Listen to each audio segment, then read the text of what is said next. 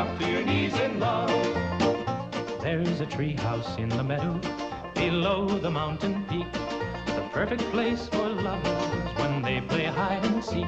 There's a covered bridge at Cripple Creek where the horses always stop.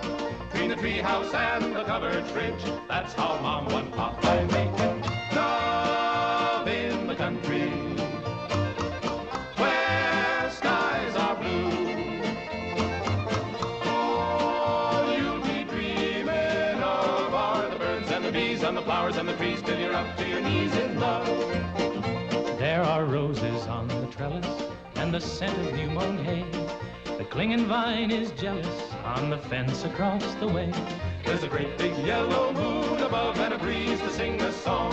Between the roses and the yellow moon, a fella can't go wrong if he makes love in the country where skies are blue.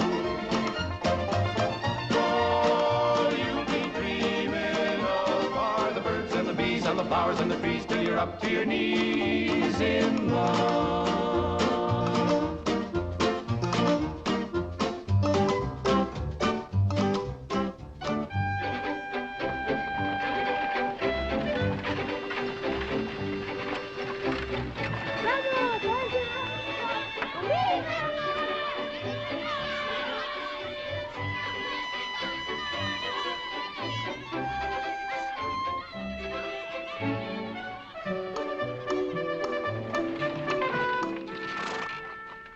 Lord to goodness, not again.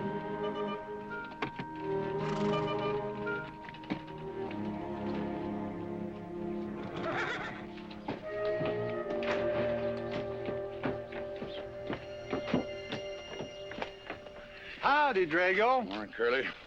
Makes 7 times this month he come home swoggles. 6. 7? 6. Once was his birthday. That don't count. Give me my buggy whip. Didn't have anything for breakfast but 2 raw eggs and a mug of honey. No. Curly, Yes, boss. don't say it's a fine morning or I'll shoot you. Get out of here, Bunyan. Good morning. Morning. Carlos, what are you doing up there? I hope I get it this time, Mr. McLintock. My brothers, they got the big hats already.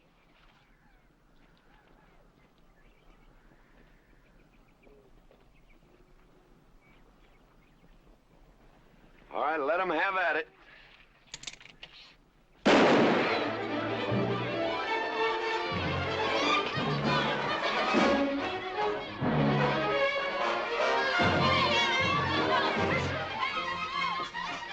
Get over it. Did you let me drive? You promised me you would sometime. No, yeah. Boss, you better watch that turn onto the road. You're gonna kill both of us one of these days. Thank you, Mr. Boss.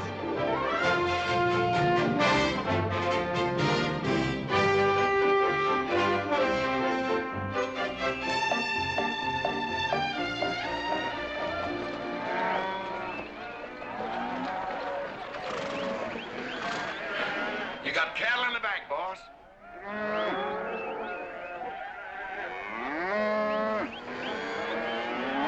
Yeah. Give it up. Yeah.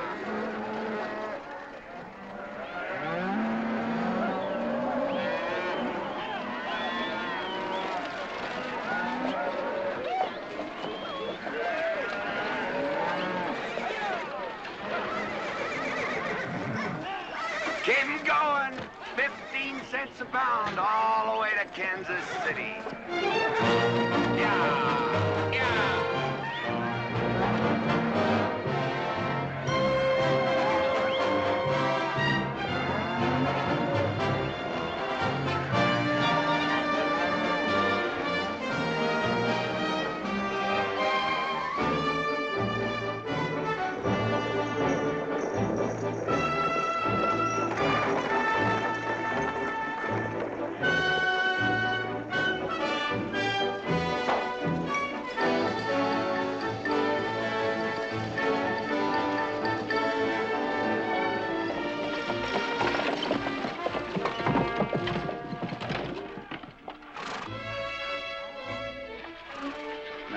There's one old pensioner I wished you'd pass up.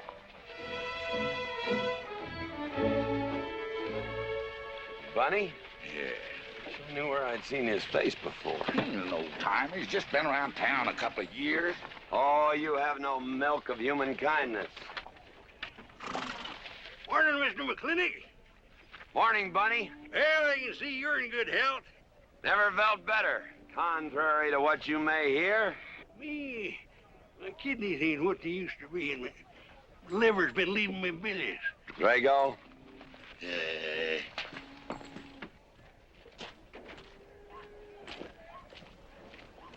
Hello, Ben. Hey, McLintock. Drago, throw that in the buggy. Yes, sir. The scrubby bunch of Sooners, huh? They are at that. That ought to make Douglas happy, lining his pockets with land fees. What are we gonna do? I don't know what you're gonna do, Ben. Me, I do nothing. 200 families. Quarter of beef a week per family. They last 2 years. That can be a sizable number. I got 20 head to 1 of any other brand on the Mesa Verde. I'm not hollering. Some of us haven't got all the money in the world. Some of us ain't old and tired and feel like being put upon. You interest me, young Ben. Go on. So the first time I find one of our hides wearing our brand hung on one of them settlers' fences, I aim to kill me a plowboy. You do what you want, McLintock. We'll do what we want. Fellas my age generally call me GW or McLintock. Youngsters call me Mr. McLintock. All right, Mr. McLintock. Not because I'm afraid of you. You're the big he-stud of this country. And I reckon a fellow my age should call you Mister. Full grown now, GW. He's a half owner of the spread. I made him a full partner the day the doc gave me the long face. Well, you want him to vote the first time this territory becomes a state, don't you? Of course I do. These settlers get burned out, there'll be a lot of hollering that this country's too wild to be a state. We'll go on being a territory some more, with a lot of political appointees running it according to what they learned in some college where they think that cows are something you milk, Indians are something in front of a cigar store. I'm looking to you to hold young Ben down. I'll do what I can. Come on over to the house once in a while. We'll rack up a few hands of stud. GW, that'll be just fine.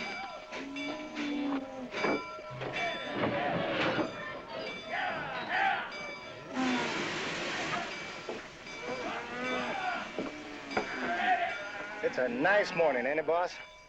Everybody's entitled to their own opinion. Like that again, eh? Here's something that'll cheer you up. About 1,000 head. I figure they'll bring about 1,250. They're not as fat as I'd like to ship. They all off the North Range? Yes, sir. Settlers. Every one of them with a plow and a Bible. Not the slightest idea what the range is for. Drago! Drag out that hog leg. Yes, sir. Give me some attention. Yeah! People, people, people, people.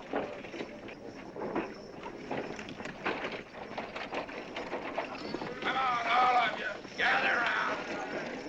People, come on, gather around. I'm McLintock. You people plan to homestead and farm the Mesa Verde. Yes, sir. The government give us each 160 acres. The government never gave anybody anything. Some years back, a lot like you came in. You had a pretty good first year, good summer, easy winter. But the next year, the last rain was in February. And by June, even the jackrabbits had sense enough to get off the mesa. Folks, do you know who that is? That's McLintock. George Washington McLintock. I told him that, Douglas. He controls the water rights on 200 square miles of range. You know that lumber you got? It came from his land. Cut by his loggers and milled in his mills.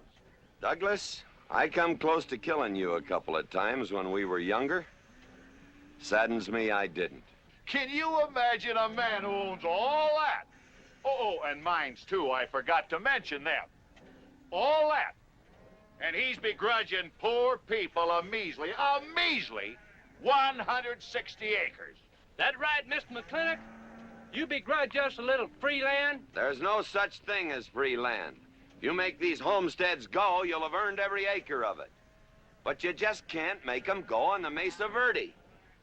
God made that country for buffalo. Serves pretty well for cattle. But it hates the plow. And even the government should know that you can't farm 6,000 feet above sea level. Any trouble, Mr. McLintock? No trouble, Jeff.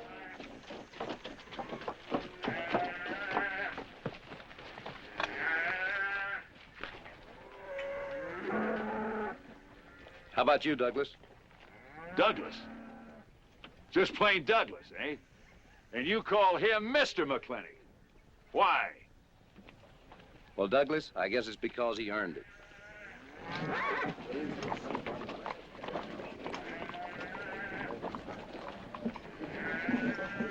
Mr. McLintock? Yeah? I'm a good hand with cattle, Mr. McLintock. I'd like a job. Well, you look strong enough. You come in with those Sooners? Well, yes, sir, but we don't have a homestead. Can't use you.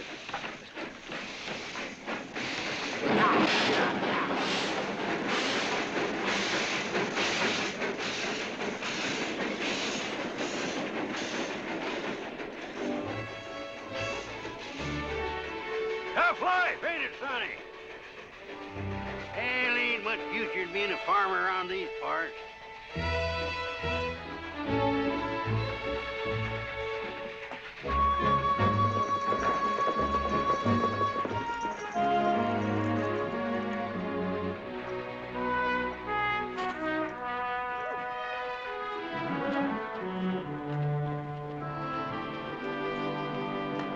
Ladies, this is the finest Chantilly lace available anywhere. Chantilly, Mr. Birnbaum. Well, believe me, it's the best. Oh, excuse me, please. Look around. Take your time. Drago, I got 1,000 Havana cigars and 12 of those hats for you over there. Them fair big hats ain't gonna last long the way some folks have been dipping into that red eye these days. Uh-oh. Good morning, GW. Good morning. I stole some stick candy. Please, help yourself. Come on in. Davy, you can forget about saddling up the horse. Come in here. Problem? Yes. Well, if I were blacks, I'd move Queen's Bishop to King 4. Yeah, you might be right. You know, I was just starting to work this out when the letter came. Letter? It was... What happened? Don't you want me... Morning, Mr. McLintock. Morning, Davy. You being here saved me a trip. Oh, that hat and suit of clothes you picked out for my birthday? Well, instead of this cowboy hat, I'd like to have this one. If it's, all right with you, sir. Oh, that's all right with me, Davy. Of course, that looks like the kind of a hat a fella'd wear down Main Street to start a fight. Oh, I don't need a city hat for that. All I have to do is walk down the street and some wiseacre will call me an Indian, and just like that, the fight's on. Davy, the letter, it's for you. And you are an Indian. Yes, I know I'm an Indian. But I'm also the fastest runner in town. I've got a college education, and I'm the railroad telegrapher. But does anybody say, hello, college man, or hello, runner, or hello, telegrapher? No, not even hello, knothead. Davy. It's always, let the Indian do it. Will you go out in the store and help the ladies? All right. I'm also bookkeeper, part-time clerk. Always let the Indian do it. The lady brought that out here this morning, asked for it to be taken out to the home ranch for you. Handsome lady, kind of tall with red hair. Called me Mr. Birnbaum, just as if she'd never seen me before, and as if that veil that covered her face would keep me from recognizing her. I thought she was in New York or Europe or someplace. So did I.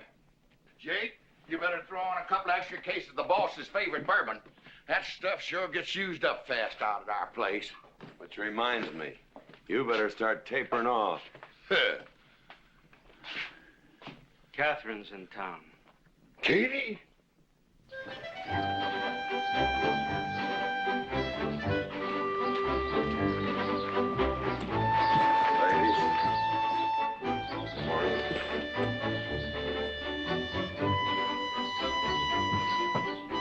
Morning, Mr. McClintock. Morning, Mr. McLintock.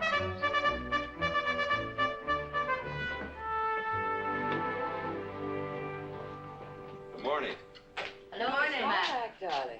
Pomeroy, Morning, GW. what are you doing in here? Why aren't you out at the desk? Helping out the bartender. Yeah, I see a busy day. Give me the key to room 17. What? 17, and don't advertise it. Here they come, Mr. McLintock.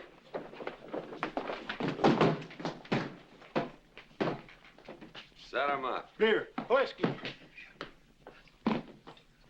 Day off? Off day. Wonder what he's so preoccupied about. Haven't you heard? No, what? Katie's back in town. Katie? Yes, dear. The social arbiter. Well, hi, Sonny. Good morning. Oh,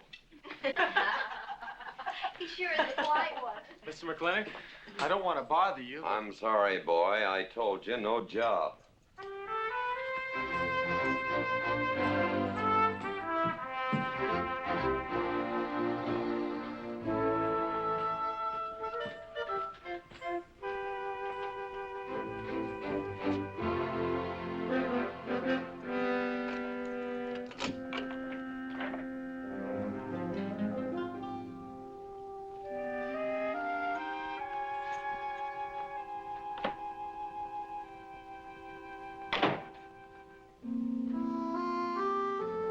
Catherine.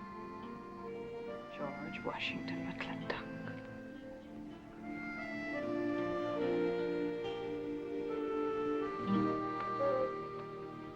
I thought you'd want this.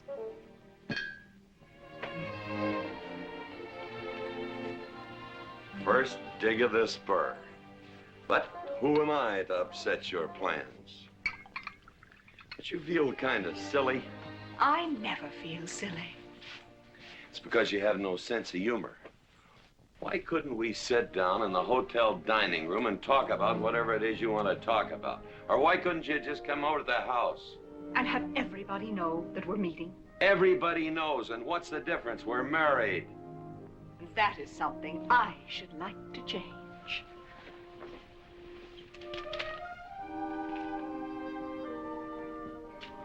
You know the answer, Katie. That isn't why you sent for me. Let's get to the rat killing. That's just the kind of remark that's always endeared you to me. Let us open the discussion. Very well. Our daughter is coming home in a few days. Rather, she's coming here. It was just a slip of the tongue that made me refer to this ugly hamlet as home. Our daughter. Is it so hard to say her name? It's Becky. Rebecca. I hate that name. Anyway, she's coming home. And I hope to persuade you to let her live with me. Part of the time in the capital, part of the time in New York, and, of course, Newport during the season. You're whistling in the wind, Katie. If she stays here, she'll become just as crude and as vulgar as all of this country. And if she goes your way, she'll be all show and no stay.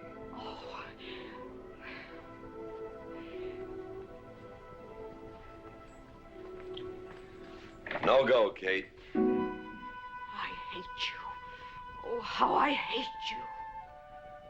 Half the people in the world are women. Why does it have to be you that stirs me? You animal. That's the story. I saw your picture in the paper at the governor's ball. You were dancing with the governor. At least he's a gentleman. I doubt that. You have to be a man first before you're a gentleman. He misses on both counts.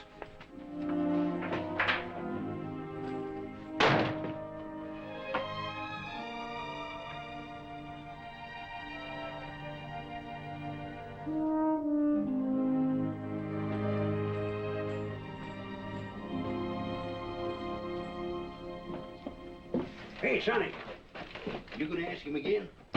Nope. Hey, boy, you got a pocket of pride. You got a bag. You better listen to an expert, Sonny. I'm telling you, you got to grovel. Human nature gets him every time. Mister, leave me alone. Everybody does it one way or another.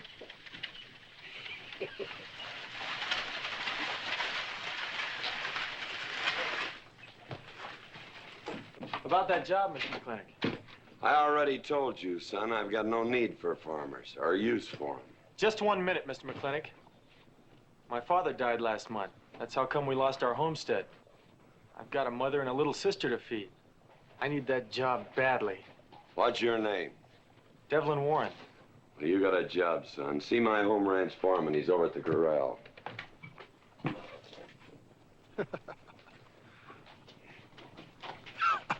Step down off of that carriage, mister.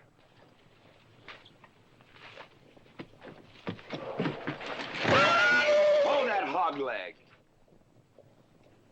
I've been punched many a time in my life, but never for hiring anybody. I don't know what to say. Never begged before. Turn my stomach. I suppose I should have been grateful you gave me the job. Gave? Boy, you got it all wrong. I don't give jobs, I hire men. You intend to give this man a full day's work, don't you, boy? You mean you're still hiring me, Mr. McLintock? Well, yes, sir. I mean, I'll certainly deliver a fair day's work. For that, I'll pay you a fair day's wage. You won't give me anything, and I won't give you anything. We both hold up our heads.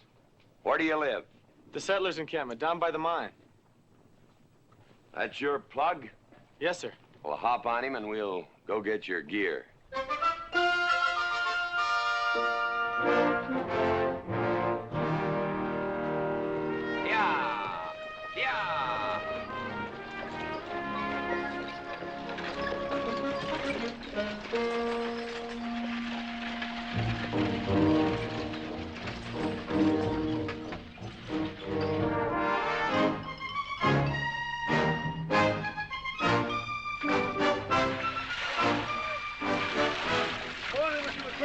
Morning, Mr. Poor Boy.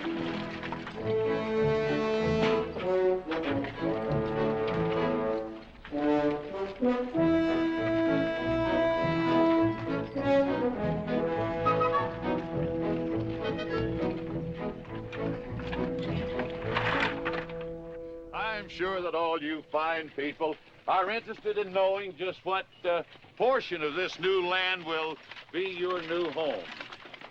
Oh, Jones and McAllister, since you've been more or less the leaders of our group, I'd like to have you come up and check the exact location. Won't be a minute, sir.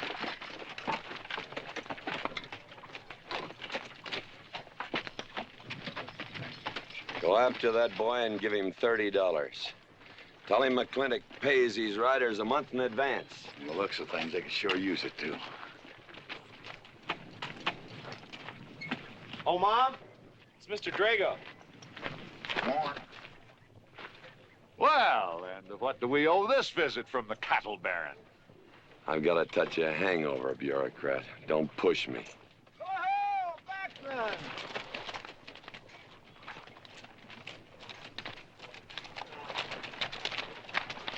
Say, those are Indians. Are there Indians in this homestead land? Friendly Indians, my boy. Oh, Macklin! Oh, running buffalo! Oh, Macklin! Long time we don't get drunk together. And it's gonna be a lot longer time, because it's against the law and you're with the sheriff. And if I got my hands full, they came into town to meet the train. The old Indian chiefs are coming home. I heard they'd been pardoned. They don't know when it's arriving, this week, next week, or next month. So in the meantime, I've got to do something with them. Could I cut out a couple of head of your steers to feed them? Otherwise, some of these settlers' milk cows are going to disappear. That's right, Macklin. Cut out whatever you need. Sheriff, are you going to camp these savages with all these settlers? You're asking for trouble. Mr. Douglas, I already have plenty of trouble. Please stay off my back. Running Buffalo, bring your people over to the clay slide. Go. Hello, Mr. Macklin. Tiny Mouse, it's nice to see you. You wouldn't believe it now, but 20 years ago, she was a mighty handsome maid. 20 years ago, you thought so too, Mr. Douglas.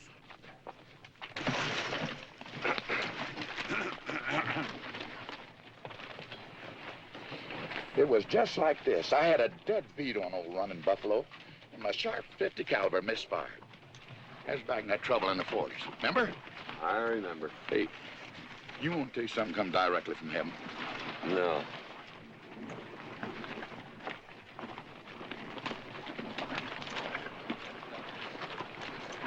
Where'd you get this? That boy's mama baked them. You thinking the same thing I am? She's a widow woman, boss, and she's got a long, hard road home. Hire her.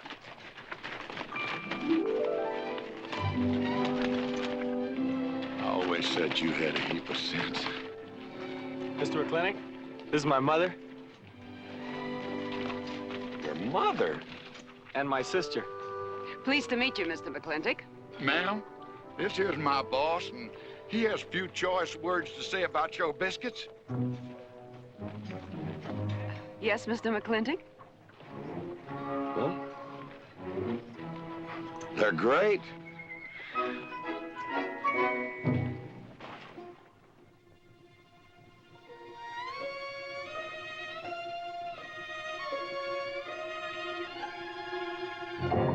Well, you old Cantonese reprobate, how about it?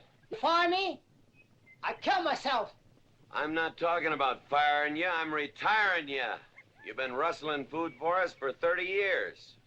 We're gonna put you out to pasture. All you'll have to do is give advice. Be one of the family. I'd kill myself. I may save you the trouble. Look, Ching, you kill yourself, I'll cut off your pigtail, and you ain't never gonna get to heaven. I'll be one of our family. I give you my solemn word. Pretty clumsy family. Drink too much, get in fights, yell all the time. Cut off his pigtail. All right, I'll be one of our family. Giúp lấy đó. Phải là giúp lấy đó. Giúp lấy đó, hai. Cảm ơn.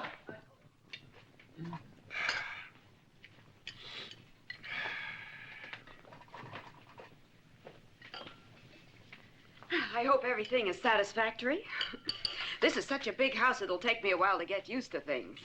Now, please don't hesitate to tell me if anything is wrong. No bird's nest soup. Otherwise, just fine. Everything went nicely, finally. ma'am? Best apple pie ever had. Curly's right, ma'am. Hated to leave that last bite. Shall we celebrate with a drink? Carlos, come in and help me with the dishes. Alice, you want to help too? Yes, Jacob. All right, pitch in. Now, I'll wash and you kids can dry. Is that good here?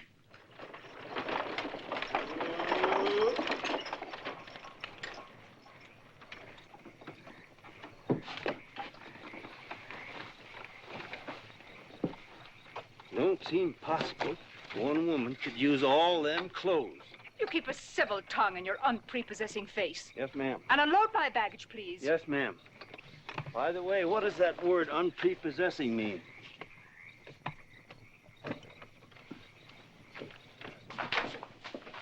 Miss McLintock. Oh, hello, Carlos.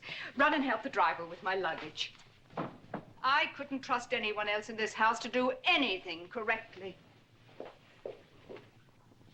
Luggage? Give him a hand, Curly. Yes, boss. Mr. McLintock? Are you moving back in? Yes, but nothing has changed except my place of residence.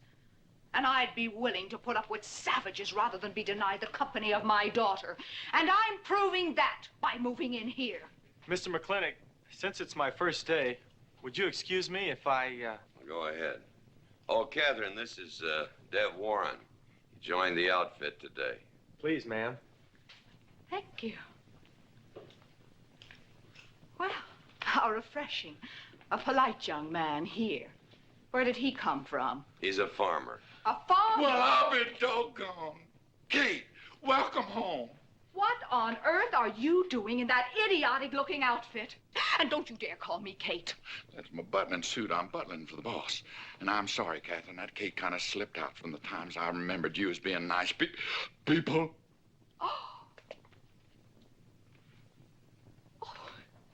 Are you going to stand there with that stupid look on your face while the hired help insults your wife? He's just ignorant. He doesn't know any better than to tell the truth. And I can't help this stupid look. I started acquiring it as you gained in social prominence. Mrs. McLintock, where do you want I should What? Put him in the master bedroom. Yes. But move Mr. McLintock's things into another room. Oh, the one back of the stairs would be best so that he can't wake up the entire household when he comes home every night. Just before daybreak. Yes, ma'am. Oh, excuse me. Here's your cigars, Mr. McLintock. I am Mrs. McLintock. Kate, Catherine, this is the cook. This is the lady does the cooking for us. Mrs. Warren, Mrs. McLintock. How do you do? Very pleased to meet you, Mrs. McLintock. Very pleased. Likewise. You see, I just came to work here today, and I guess I jumped to the conclusion that this was a bachelor's household. It is, and then again it isn't. I will explain so everything will be quite clear, Mrs. Wallace. Mrs. Warren. Mrs. Warren, it has been a bachelor's household for quite some time. And it will be again, just as soon as I am out of here, which will be as quickly as I can make arrangements to take my daughter back east with me.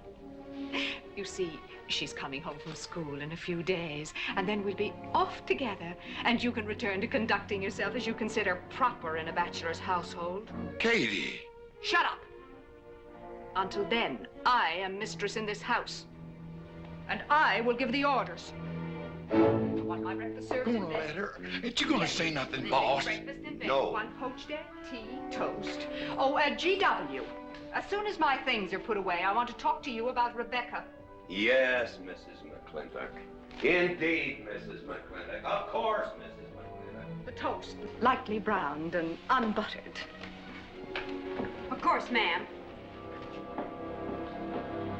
Wait a minute now, boss. Where do you think you're going? I just remembered I got a date. But she said she wanted to have a talk with you. I heard.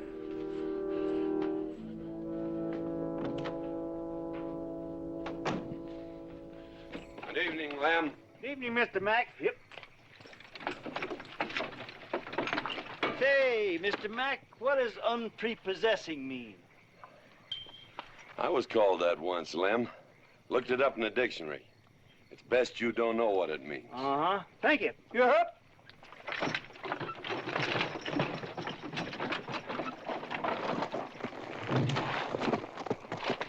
Hey! What am I gonna tell her when she asks where you went? When in doubt, tell the truth. She wouldn't expect that from you anyway. Where's Mr. McLintock going? There he goes, burning his last bridge. You see a yellow streak about a foot wide running up down his backbone. Well, Mr. McLintock? He ain't afraid of nothing. I once thought that.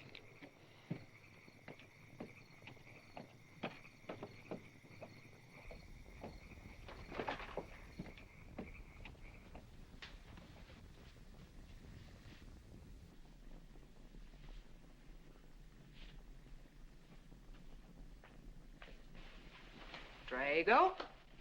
Yes, ma'am. Was that, He took off, lit out.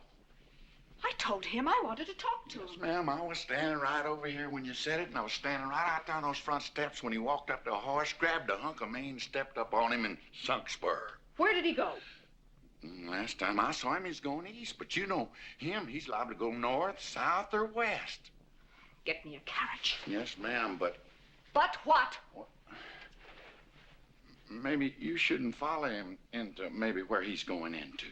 What does that mean? I don't know, but I wish I hadn't have said it. Just get the carriage. Yes, ma'am. What happened? Get the brooch. Baruch? Hitch it up. She wants to go to town. But Mr. McLintock never said anything to me about it. Look, young fella, I'm the ramrod around this place, and you better start giving me a yes, sir. You're gonna get the roof of this house pulled down on your head. Yes, sir.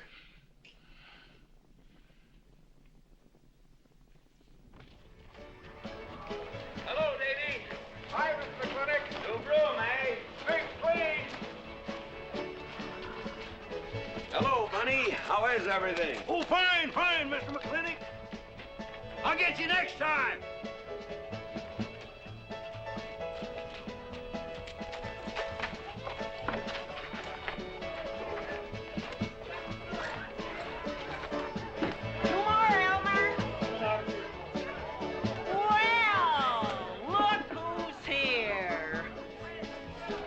Dorothy, Max. Same as usual? Ladies. Evening, GW. Jake? Wrong move. What? Chess problem. Queen's in danger.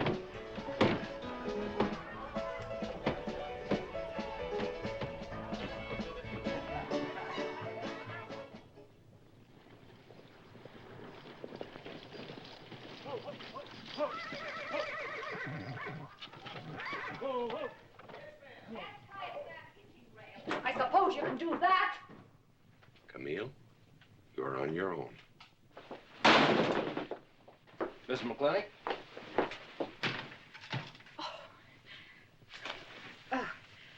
I'm Camille. Camille Reedbottom. I'm learning the game of chess. Thought it would give me something to pass the time. See, I have nothing to do all day long. I just remembered something.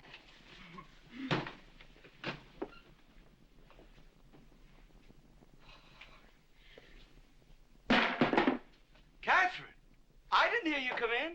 Mr. McLintock, I told you that I wanted to talk to you. Not now. Could I get you a glass of sherry, Catherine? Oh, thank you, Mr. Birnbaum. I could use one. I came into town behind a runaway team. Drago never could handle horses. It was that young man whose mother pretends to be your cook. Catherine, your wine. Oh, thank you, Mr. Birnbaum.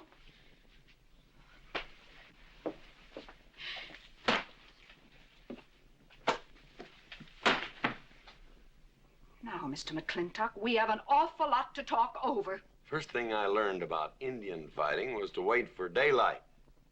What has our conversation got to do with Indian fighting? Indian fighting is good experience for our kind of conversations. Oh. It'll wait, Catherine.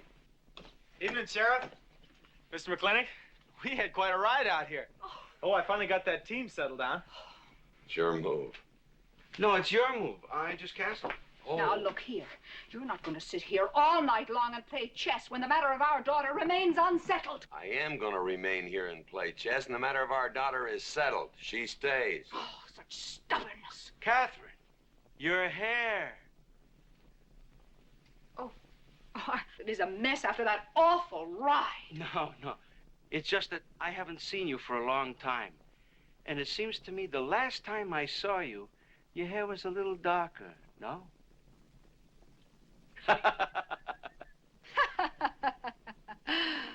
It's a funny thing that tricks a man's memory will play, huh? Mr. Birnbaum, I think that you've completely lost your mind. You have done something to your hair. I have not. I had it been none of your business. I'm certainly not going to put myself in the place of those blondine trollops that you seem to prefer. Take it. Huh? Oh. Fill it. Oh.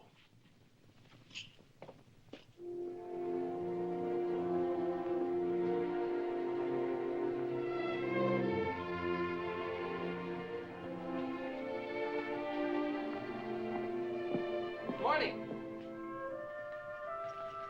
You fellas still at it all night? McLintock never quits. But a Birnbaum has to. Besides, the game is over. You got me. Oh, no, Mr. Birnbaum. You still got a good game. Oh, you play chess? Please, take over.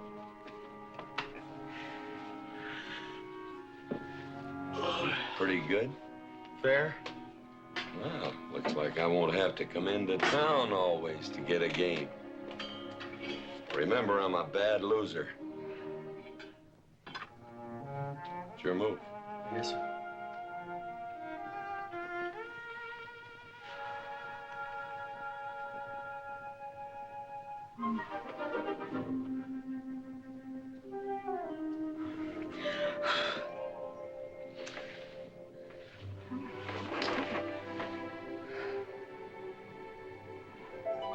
Good morning. Good morning. Oh, it's not morning already. Mm-hmm. Cup of coffee? Oh, yes, thanks, Jake. You're welcome, Catherine. Got any cream? Canned cow's milk. A Mountain Dew. Good old condensed milk. That reminds me. I was cleaning out my desk the other day. I found something I wanted to return to you.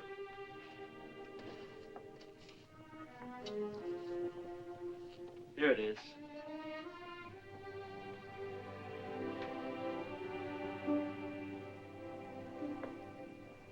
It's a medal, remember?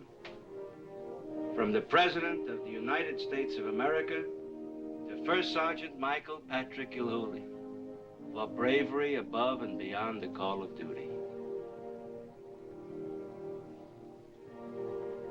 It's your papa. Reminds me of the first time I ever saw you. It was over 17 years ago. You walked into my store, not much bigger than the bundle you were carrying. And in the bundle was the most beautiful baby I ever saw. And was she hungry? You walked all the way from Superstition Creek just to trade me that medal for a case of canned milk. GW was off somewhere as usual, fighting Indians. Sheriff? Sheriff Lord! Well, have you seen the sheriff? Kind of early for him. To try his house? Why didn't I think of that? Looks like Birnbaum's is open. Maybe somebody in here knows. So there you are, Sheriff. I told you were headed for trouble. Trouble? I want to know by whose authority you let those Indians stay in town. Those savages are wards of the government, and I am the representative of I that told Sheriff Lord that he could put him up down by the clay side. Because the town's named after him, he thinks he owns it. Well, you check the books in the recorder's office, and you'll find I do own a fair piece of it. Agard, if you knew anything about Indians, you'd know that they're doing their level best to put up with our so-called benevolent patronage, in spite of the nincompoops that have been put in charge of it. Those Indians need my permission to leave the reservation. Those chiefs have been giving orders all their lives. It's pretty hard for them to understand that they have to hold up their hand like a schoolboy in a classroom. The law is very clear. I told you you'd get no satisfaction from these people. But we'll get the girl back. Girl? The girl the Indians kidnapped. But don't worry. I armed the settlers and set them to rounding up those red devils. What is this about a girl? Millie Jones, one of the settlers' daughters. The Indians kidnapped her. That's ridiculous. And you turn loose a lot of farmers with shotguns? I certainly did. You're insane. Let's go, Sheriff. Mr. Douglas, Oh, Miss McLintock. much as I hate to agree with GW about anything, you haven't changed a bit. You're still an hysterical fool.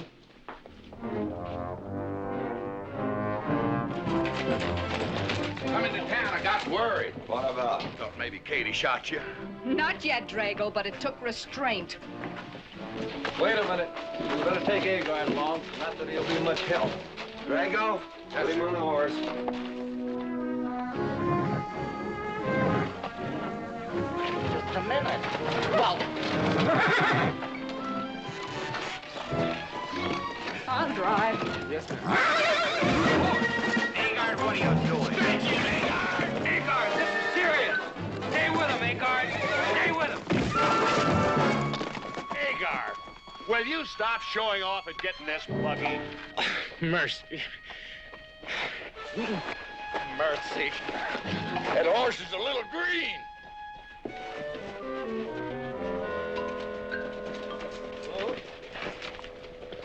Let's go. yeah.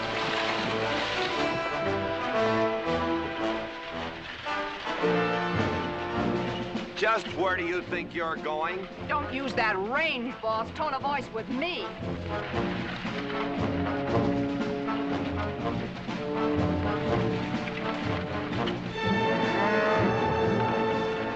Carter! Headed for Mr. Poor Boy's mine. Mount up some riders. Right, boss. You heard the man. I don't like it, Mr. McLintock. I don't like it one bit. What don't you like? They're planning to hang an Indian.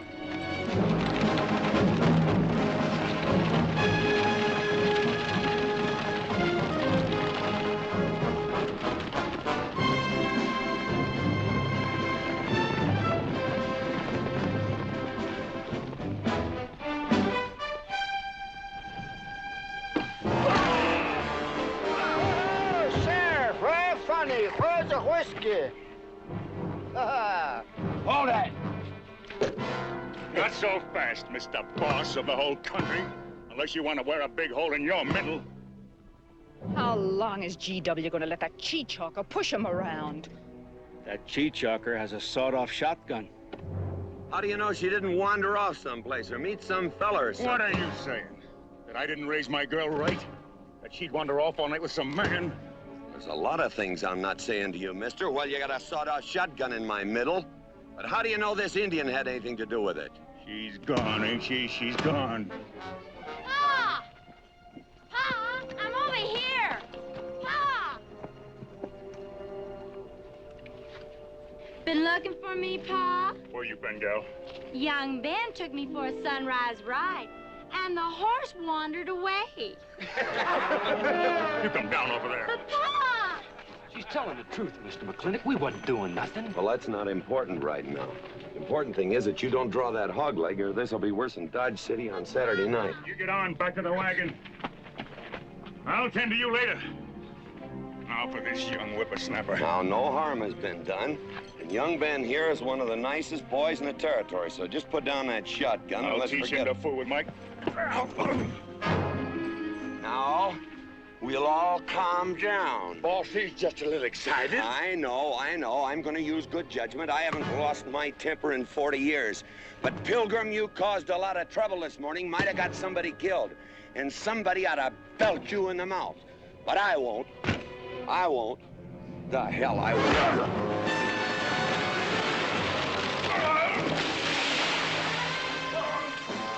McLintock Rider!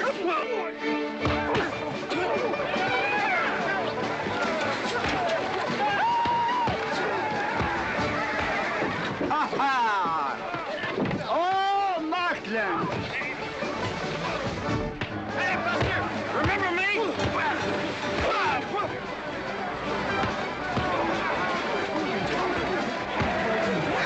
Hello, sir. Nice party.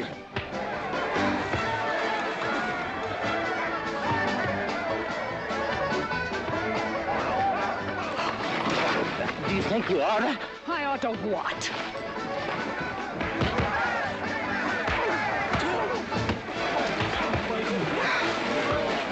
Why, you...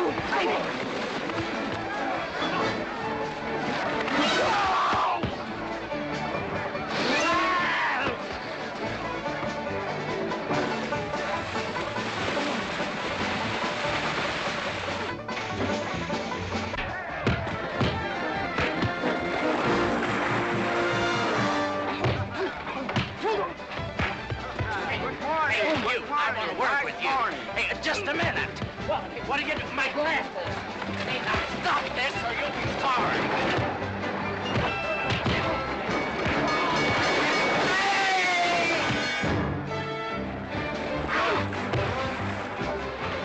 Stay out of this, Jake. It's everybody's war.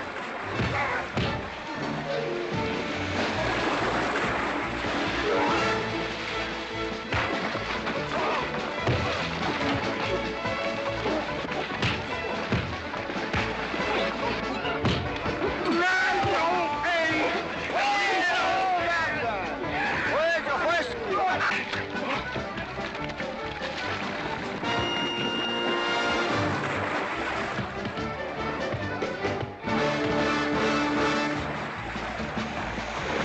Where's the whiskey? Goodbye. Goodbye.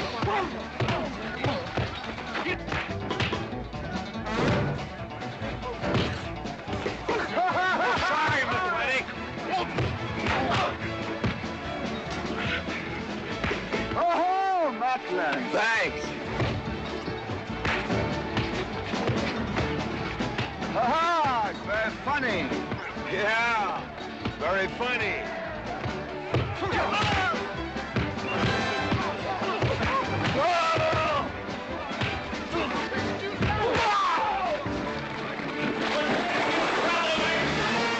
Guys, Mr. Douglas, I'm sorry.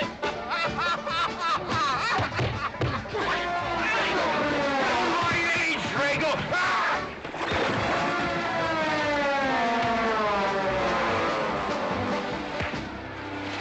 Hey!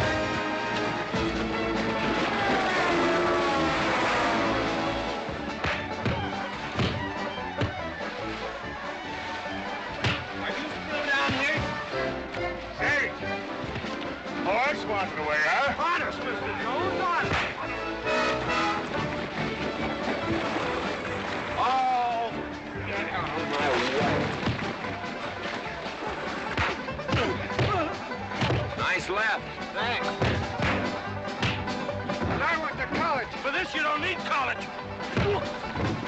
You're not getting me down there.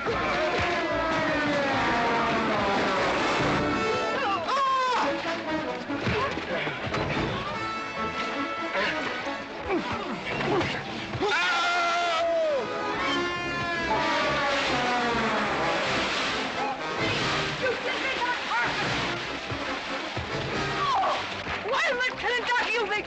Good morning to you, Mrs. McLintock. Buddy, you big... Yowie!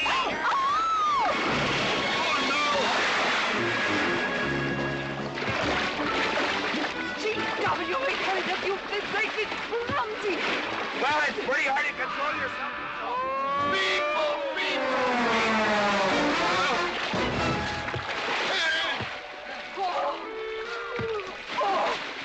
Oh, Macklin!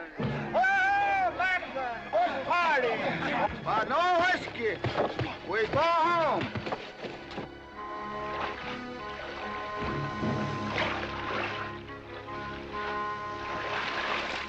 You and your friends. Well, we at least saved your hat.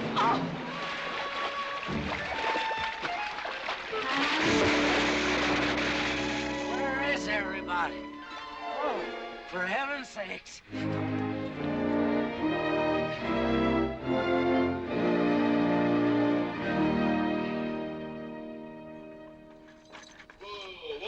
Drago, will you never learn how to handle a team? Yes, ma'am, I'll sure try. I'll tell you that now. Try me, family. You want to lose your pigtail? I lose face. Lousy lot of tips. You want to lose more than that? Kate, Yes? we could be a big help to one another. Like what, may I ask? Well, we could wash the mud off of each other. We used to have quite good times doing that sort of thing. There are a lot of things we used to do. Good night, Mr. McLintock.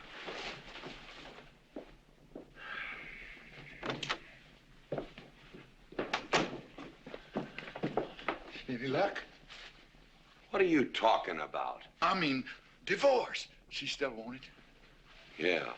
You know something, women are funny. She fought like a wildcat on your side out there this afternoon. Come home, she slams the door in your face. That divorce business, is that what you get when you pay a woman not to live with you? That's about it. Some women I've known it'd be worth it. You know, if we had any moral character, we wouldn't be standing here covered with mud drinking when we should be washing. G.W. Drago.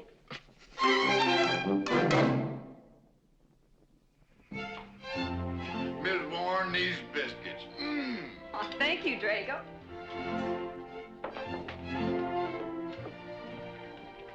Good morning, Mrs. Warren. Morning, Mr. McLintock. Breakfast for the boss? If that's the way you want it, Mr. McLintock.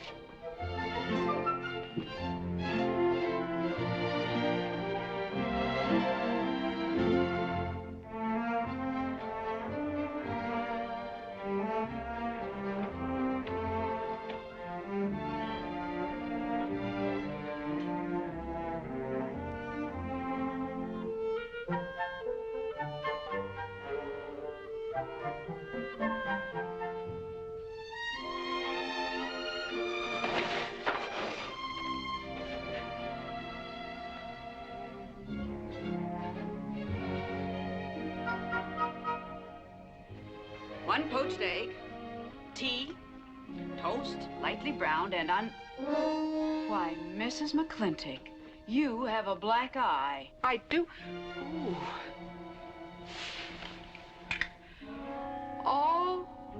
Oh, and Becky's coming home today. And that's not all. There's a little something we'd better get settled. There are no men listening now, so we can be ourselves. Oh, sure, I let you get away with all that guff the other night. But now that we're alone... When I want the opinion of the hired help, I'll ask for it. You know, you could wind up with 2 black eyes. What? Oh, I realize you had to put on that big act. We always have to just before we get ready to forgive them. Generally for something they haven't done. But you and I both know that's just to keep them from getting the idea they run things. McLintock give you that black eye? No. Nobody gave it to me. I won it.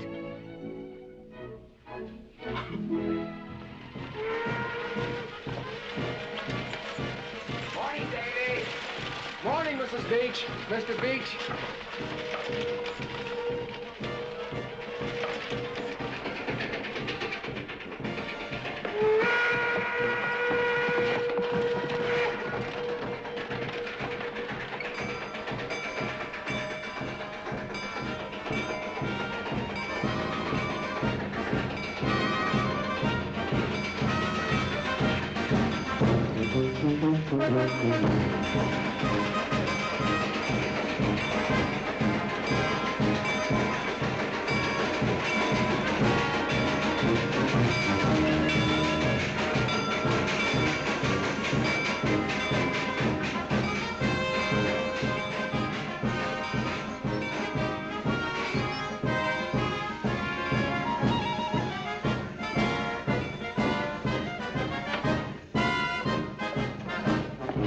Why, Miss Becky, welcome home. Hi, Dad. My boy. Good to see you again. Daddy! Well, Daddy! It's been 2 long years. I guess I'm gonna have to stop calling you Tomboy. Oh, Becky. Mama! Oh, darling. Mama. I wasn't sure you'd be Oh, here. I've been here a few days. And, oh, Becky, I bought you 3 of the most beautiful dresses. Oh, Mama. Uncle Drake! Oh, oh. Did you bring your old uncle a coming home present? Sure did. What is it? A mustache cup. And what did you get me? Prettiest Palomino pony that ever packed a saddle. Broke the stand, drowned, tie, and the counter. Oh. Uncle Jake! Oh. What are you doing with Mr. Douglas's tuba? Oh, Mr. Douglas had a little accident. I brought you a whole shipment of licorice sticks. But now that I've seen how much you've grown, I think we better exchange them for a couple of bolts of dress goods, huh? Thank you. Oh, the mayor was going to be here, but he had to go to the territorial capital on a horse theft matter. But I'm going to give his speech. Oh, and don't worry about the mayor. I'm sure that he can find a bill of sale for the horse.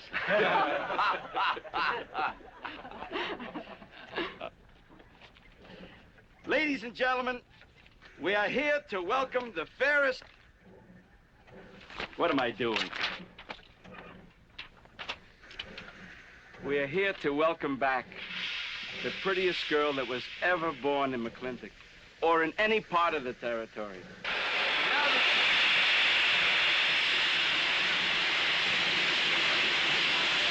Hey, Davy! Yeah? Got something for you.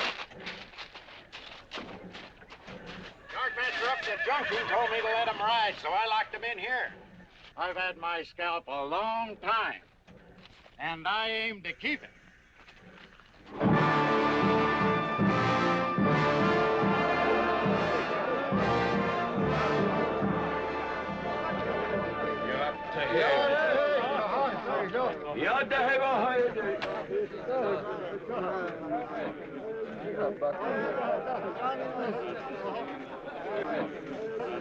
And now she's come back to us. Gone are the pigtails, but the freckles are still on the prettiest face that was ever born in McLintock.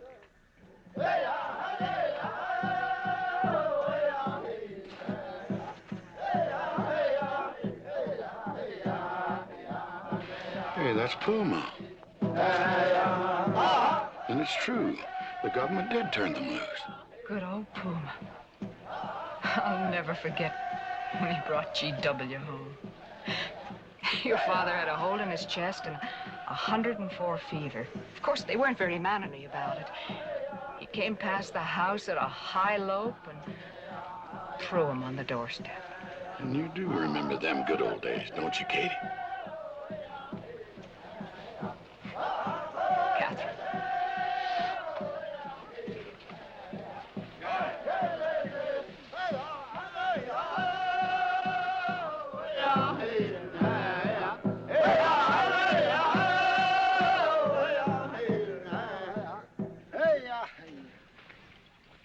Yatta my friends. Yatta Puma, honored enemy. Does big McLintock forget? Also blood brother. No, I'll never forget that. All wound. Does it hurt still? I feel it when it comes on to rain. An inch higher and I wouldn't have had to worry. Our big McLintock, that was remembered fire. We return with news. Our people have more trouble. You see, I learned good English now, big McLintock. Learned in white man's jail. But we would have you talk our cause at government hearing. I understand that Governor Humphreys is going to preside at that meeting. Yes, Puma, I'll translate your wishes. Mr. McLintock, could I impose upon you to use your Comanche to tell these Puma chiefs... is chief of the Comanches, and he speaks English very well. Oh, well, your people will have to follow my instructions to the letter. It is the law of the land... Well, now, just a minute. Well, for heaven's sakes.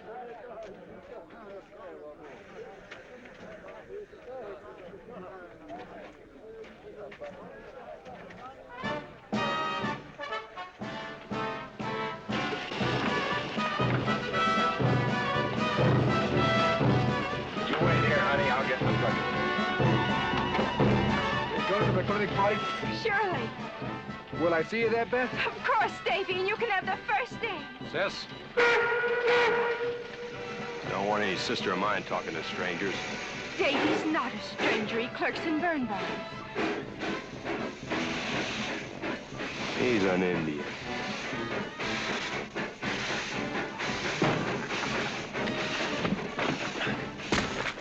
Darn you, Drago! Now look what you've done. Baby, this is Devlin Warren. He works for you, Papa. Dev, this is Miss Becky McLintock. Those are my things. Yes, ma'am. Oh, I don't own you anywhere, Miss Becky. What do you mean? Oh, I mean, you look so much like your mother. Well, even prettier. Oh, Mr. Warren. Mother's much prettier than I am. Many a fight started with words like that. Come on, get in the boat. Hello, Ching. We got jelly pie for dinner. Oh. I'm not cooking. No, he's not. Junior! Yes, Miss Becky. You remember Junior Douglas, Mama? Oh, of course. How's college? Valedictorian, 95. Oh, congratulations. Oh, Mr. and Mrs. Douglas, we will see you at the party, of course. Oh, delighted. Well, it'll be pretty hard to keep young men away. Yes, sir. Drago? Yes, boss. Baggage all on it. G.W. You remember young Junior? Oh, yes. Like father, like son. Mr. McLintock, I hope you don't think I'm being presumptuous in asking for the honor of calling on Miss Rebecca. Well, there she is. Ask her yourself. Well, thank you, sir. Ching, now I'm going to get fired. Get up out of here. Thank you, sir. Thank you. Now you know Nana. See you at the party, Junior! Yeah. Yeah. Yeah, what? Like father, like son. What did he mean, Matthew? Come on, Ching. Grab a root and growl. 我係佢高夫人，唔認真做工。我係嗰啲人，我死唔係屈佢生我做啊！我呀，做晒咗啊！ Well, you're doing a good job, Miss McLintock. Thank you, Miss Flora. Deb, when you're finished there, go over and help Drago with the beer cakes. Yes, Mom. Deb, could you come and help me a minute?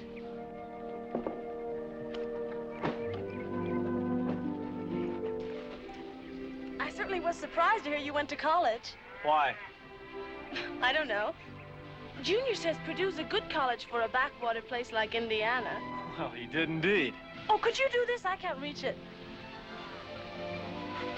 Why didn't you finish college? Lack of funds. My father got sick, and he had to come out west. So he took out a homestead. You know, your mom's sure cute. It's too bad you didn't inherit her eyes.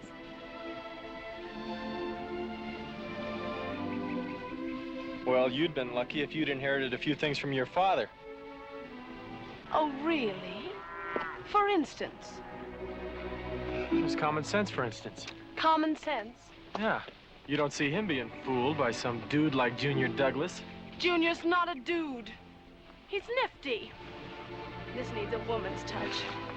And besides, he got a letter at college. What sport? Glee club. Very strenuous. Don't you dare hug me! I have no intention of hugging you.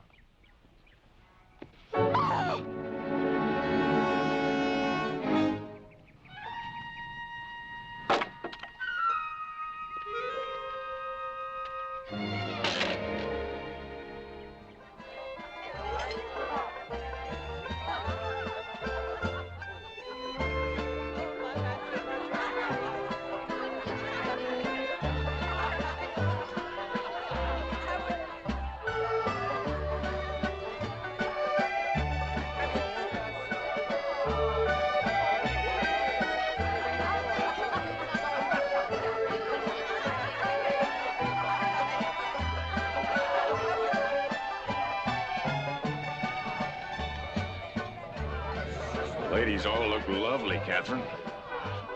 You know, this is a real fine party. Oh, thank you, Ben. Of course, we had to invite everybody. Just everybody. Sorry, GW, but this one's mine. Well, thank you, Mrs. Warren. I guess I'll have to be a good host, my own home. Well, the next one's yours, Mr. McLintock. Thank you.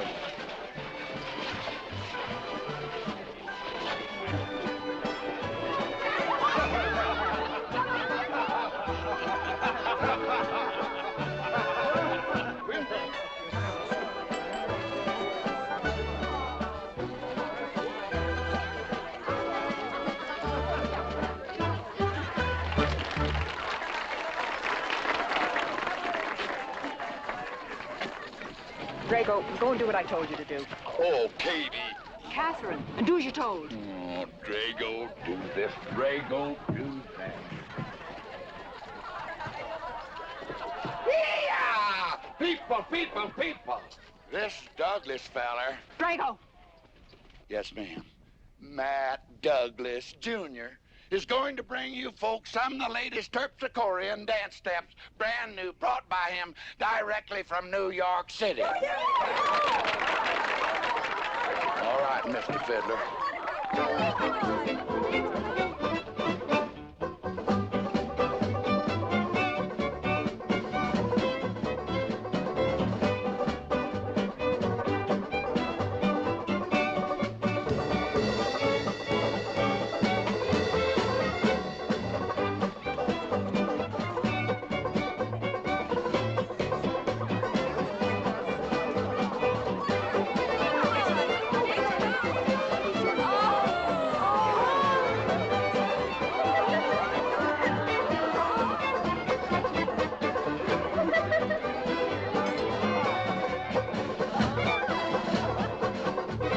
Give me a whiskey.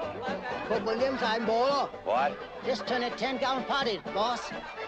We'll run out of whiskey. Well, I can take care of that. 你 Shane. 學校整咁個個我做廣告，我哋啦。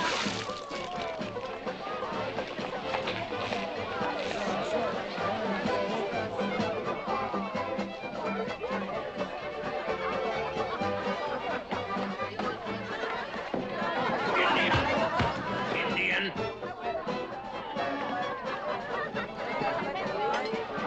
And you still got any ideas about asking my sister to dance? Get up and we can do this all over again. Yes! That's enough. You fought it. It's all over. Quit butting in, Birnbaum. He's a hard man, not your son. Look, you fought him fair and square. I don't think it was so fair and square. Well, you want to take up where he left off? If I did, you wouldn't find it so easy.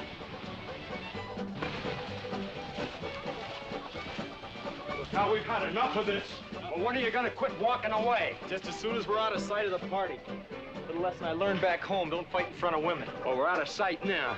So we are.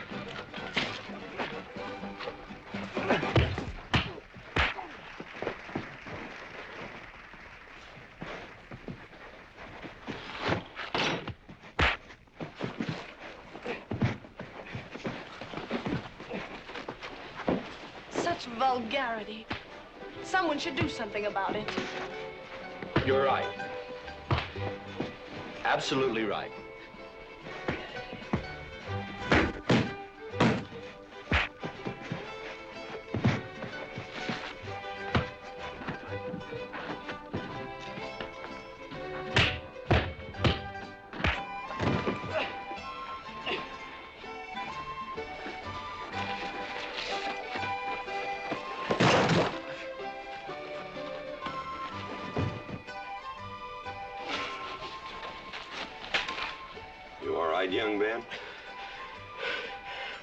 Mr. McLintock. Pretty fancy fighting for a country boy. 2 years at Purdue, Mr. McLintock, on the boxing team. I never thought any farmer could whip me. But you sure did. Better get him cleaned up. Get him some water, Jake. Yep.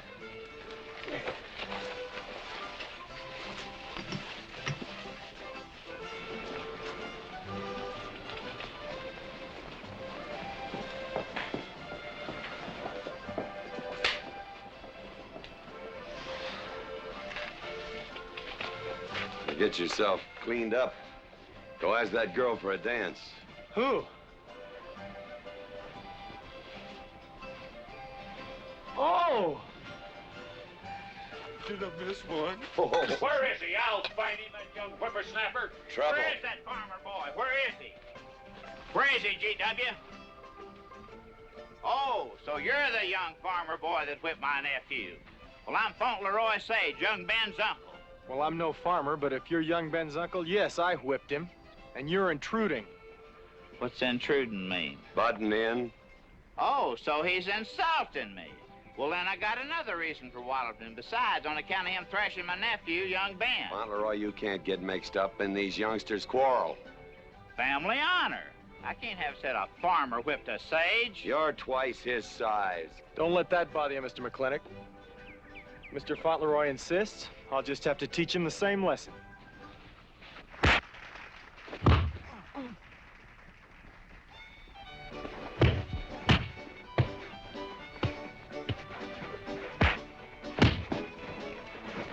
Say!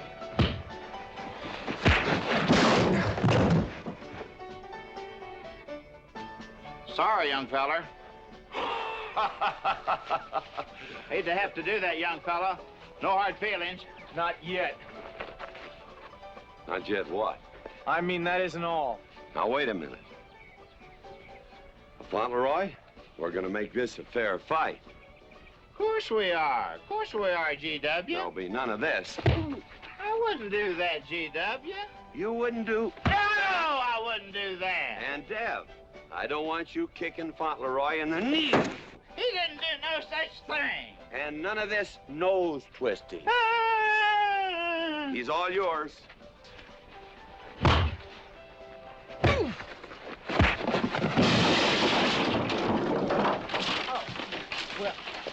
Well, where are my glasses? You all right, young feller? Ouch! I'm all right. This Indian agent will stop stepping all over me. I beg your pardon. G.W. You're just funning me. But I want you to know that boy fought me a fair fight. Well, I'm glad to hear that, Fauntleroy. Here's my uncle. Fauntleroy, what have you been doing? I hope my uncle didn't bother anybody. No bother. I think we'd better join the ladies before they get curious. Drago. Fauntleroy, let's line them all up for a do-si-do. Jake, you think tincture of arnica would help? Could be. Used to help you. Gentlemen, to the medicine cabinet.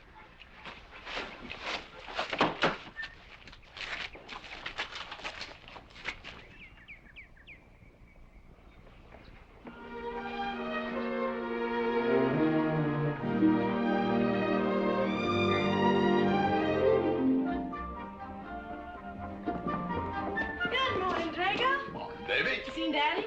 Took off early this morning with a scattergun over his arm. Went hunting.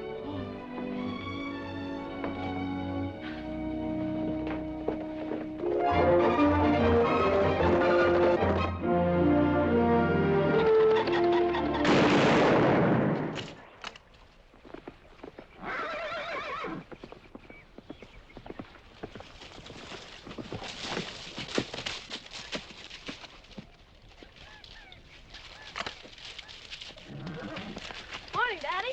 Good afternoon. I'll get you out so early. It's something I have to get straight in my mind. Yeah? What? Mama.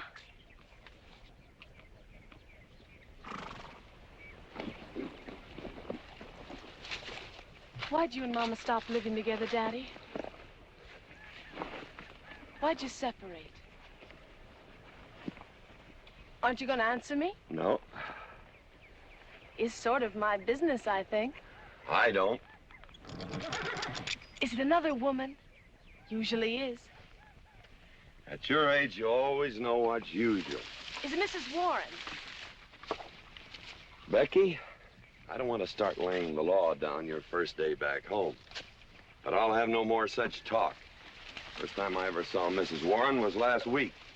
She has a job here at which she's very good. And I hope you'll have the good manners to not pry into other people's business. Your mother's and mine. Pretty good shot, Daddy. Oh, I can understand your trouble. Mama's often so, well, so petulant. Petulant? You learned a lot of words back east, Becky. Wish to God they'd have taught you some meanings. You were only about 6 months old when your mother stayed alone with you in a sod hut under 8 foot of snow, while I moved the herd 300 miles south to try and save it. Saved about half of it. You were a little more than a year old at the time of the great Comanche raids. We stood off 500 Plains Indians for 9 days. Petulant, Becky? I think you better go on home. See that Ching gets those birds.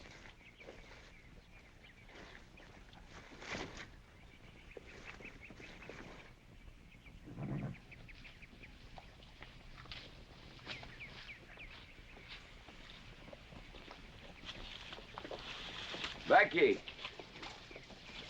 come here.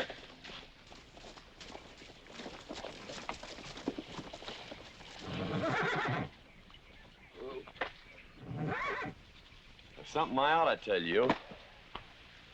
Guess now's as good a time as any. You're gonna have every young buck west of the Missouri around here trying to marry you. Mostly because you're a handsome filly. But partly because I own everything in this country from here to there. They'll think you're gonna inherit it. Well, you're not. You're gonna leave most of it to, well, to the nation, really. For a park where no lumberman will cut down all the trees for houses with leaky roofs. Nobody will kill all the beaver for hats for dudes, nor murder the buffalo for robes. What I'm gonna give you is a 500-cow spread on the upper Green River. Now, that may not seem like much. It's more than we had, your mother and I.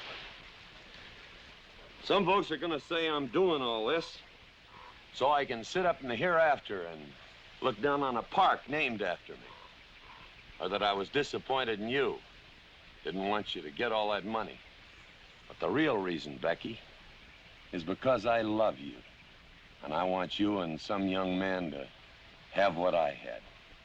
Because all the gold in the United States Treasury and all the harp music in heaven can't equal what happens between a man and a woman with all that growing together. I can't explain it any better than that.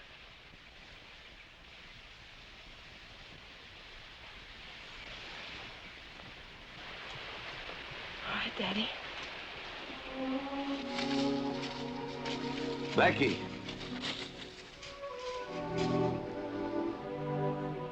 When you're as old as I am, you'll thank me for this. Daddy, I'm full grown. I wasn't worrying about me. I was thinking about you and Mama.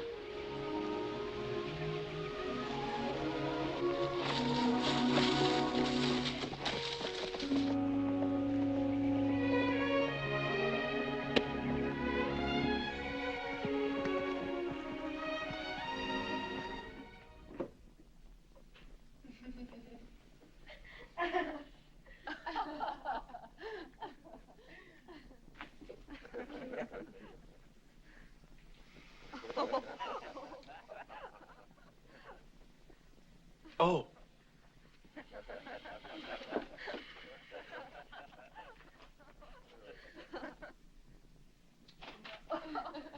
Well, sir, all 3 of them fell right out of the carriage. Well, it's getting rather late, Becky. It's bedtime. Oh, Mother. He brought this. He must have intended to use it. Oh, well. Sing us a song.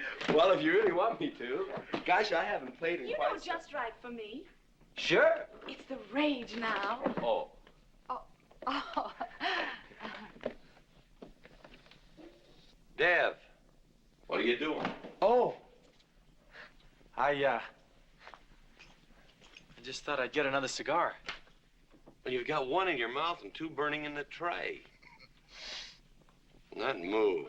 Fellas want me to play all the time.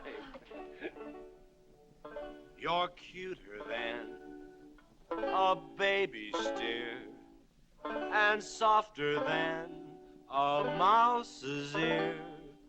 I want the whole wide world to hear.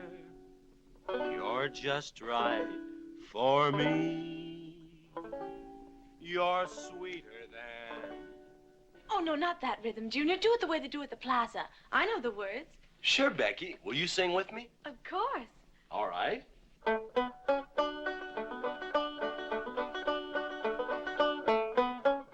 love a man who's witty and smart and clever. It's your move. Oh. Oh, Deb, you're playing like an amateur. Let's call it an evening. I'd like to know where your mind is tonight. You're sweeter than the early spring or bluebells when they start to Pretty good. Voice like her father. feel like a king. You're just right for me. Sweeter than honey, finer than wine. I'm sure they found you on that honeysuckle vine. I would melt in your embrace. You disappear without a trace. To die like this is no disgrace. This is the time. This is the place for you. Just Right for me.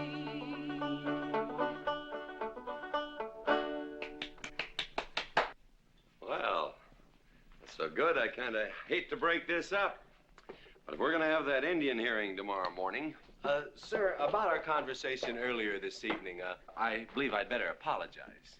Yeah?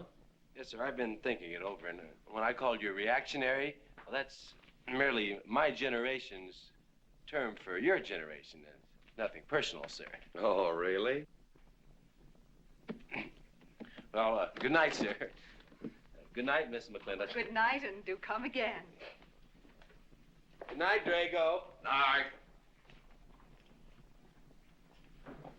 Boss, what does reactionary mean? Me, I guess. He says that anyone that wanted to sell at a profit was a reactionary. Was we reactionaries back in them days when you was selling beef cattle for 6 cents a pound on the hoof? Well, no use arguing with him. College boy.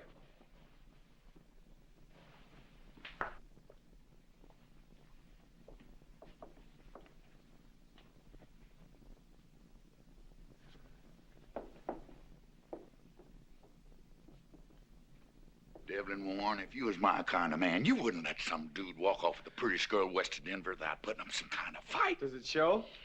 Well, what can I do? I'm just one of her father's employees. I'm just a hired hand around here. Every so often, Dev, you spill the strangest ideas. Everybody works for somebody. Me, I work for everybody in these United States that steps into a butcher's shop for a T-bone steak. And you work for me. There's not much difference. Daddy, the most terrible thing just happened. Junior's horse ran away. The one he rented at the livery stable. Tied up a rented horse by the reins. He's probably back in the stall by now. I think we could get Junior something that he can ride. What I'd rather do, Daddy, is drive Junior home in our barouche. It's a lovely evening, and I'm sure Uncle Drago wouldn't mind driving. I would, and I got the kind of manners don't keep me from saying so, just to be polite. I'll drive him home, Mr. McLintock. And you don't have to come, Miss Becky. I'll see that he gets home safely. I can take care of myself. You got yourself a foot, didn't you? Dev, get the carriage. Drago? I'm going with them. Now you got me wrangling dudes.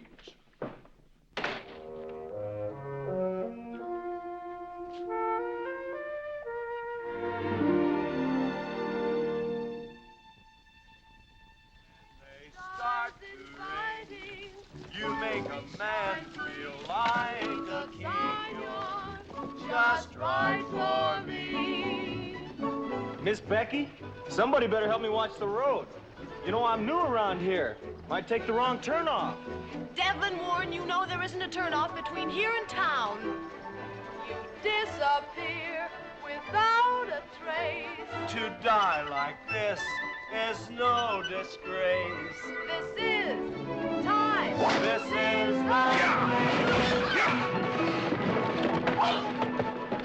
Devlin Warren, what are you trying to do? Kill us? Rather have your friend drive? Yeah!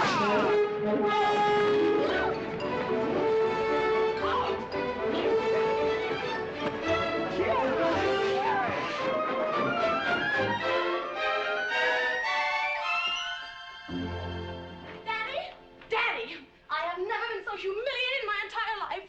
I said what I said, and I'll stand by it to the death. Shoot him, Daddy. Shoot him at once. Why? My honor is at stake. Well, now, Your Honor. Absolutely. He impugned my honor. Impugned? What does that mean?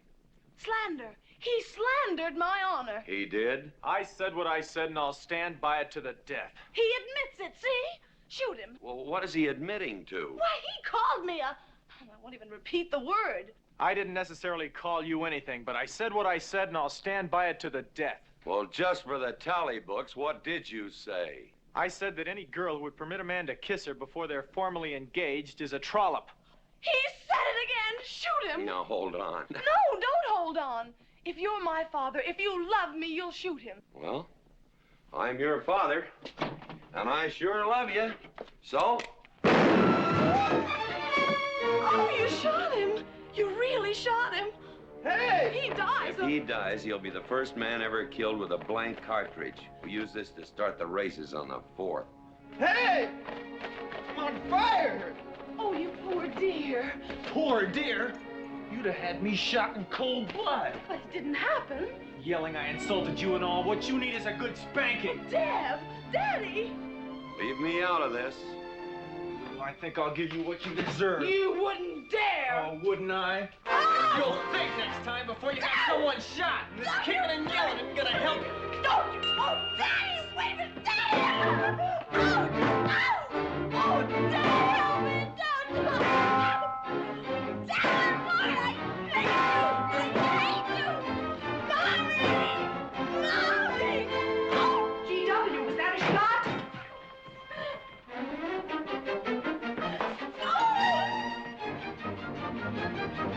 Oh, Becky, what happened? He spanked me. You spanked my daughter? Dev. You mean you stood there while that brute beat our daughter? G.W., what's happened to you in the last 2 years? Part of valor, son.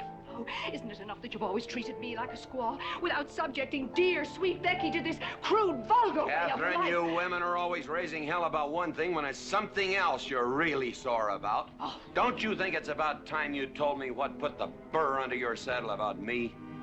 I don't intend to stand here and hold a midnight conversation with an intoxicated man.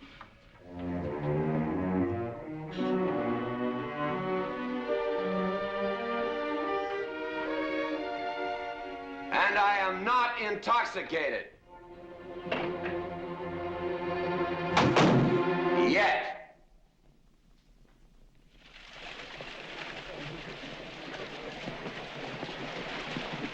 Hello, Governor! Hello, Governor!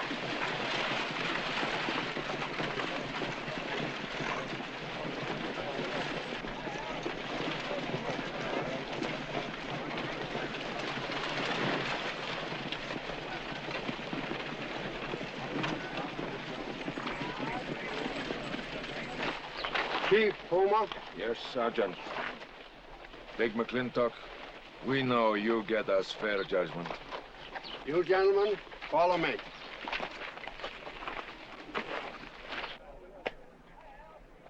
Well, Jake? G.W.?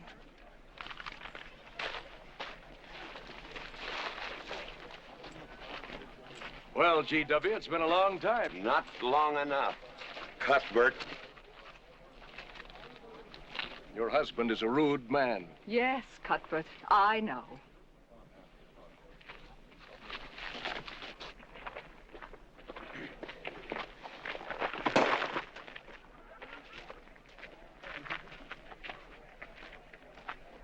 Where you want the Indians, Mr. McLintock? Mr. McLintock is not running this hearing. Sergeant, seat those Indians. Yes. Gentlemen, be seated. You know, the whole tribe here want to come into town. Proceed, Lieutenant. This hearing is now in session. Governor Cuthbert Humphreys presiding. Good luck, Daddy. Afraid it's a packed court. Government Edict number 826 has ordered that the Comanche Nation be transferred from their present reservation to Fort Sill. It is the government's claim, as filed by Indian Agent Agard, that these chiefs, after being released from prison by a kindly government, did then rouse and incite defiance among the tribe against said order. It seems, gentlemen, that although some of these chiefs speak English, Chief Puma is quite at home in our language, they have chosen Mr. McLintock to be their spokesman. I speak for the Comanche. Or rather, I offer this translation. Proceed, Mr. McLintock.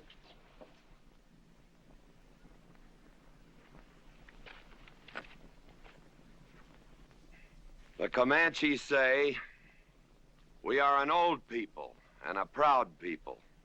When the white man first came among us, we were as many as the grass is of the prairie.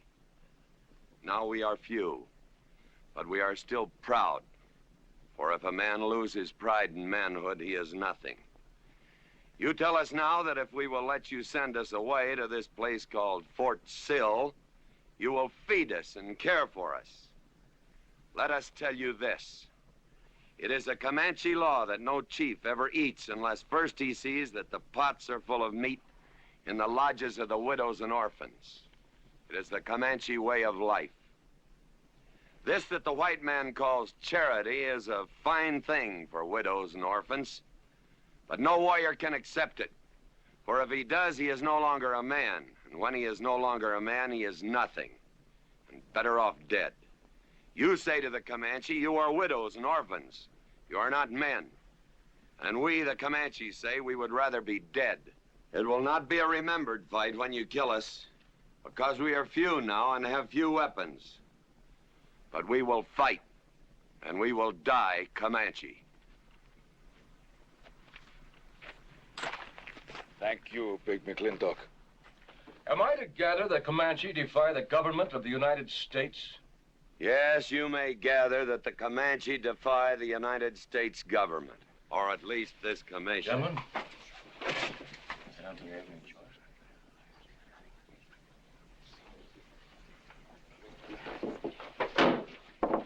It is the order of this court that these chiefs be incarcerated until such time as the detachment of United States cavalry be made available to escort them and the Comanche Nation to Fort Sill. This court is adjourned.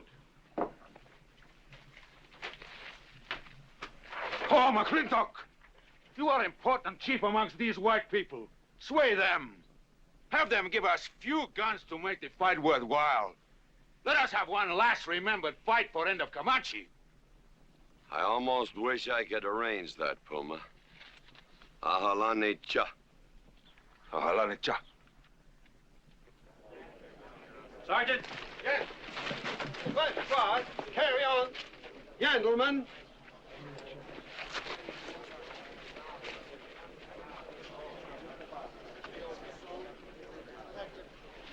It's sad, these changing times. It isn't the times that are changing, Mama.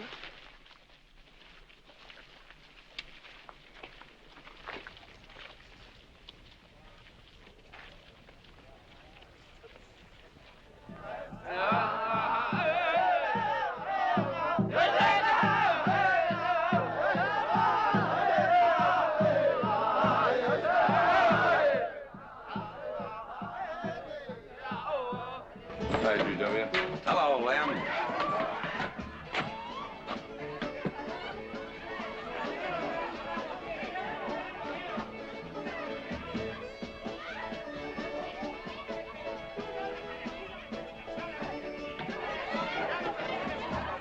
Bunny?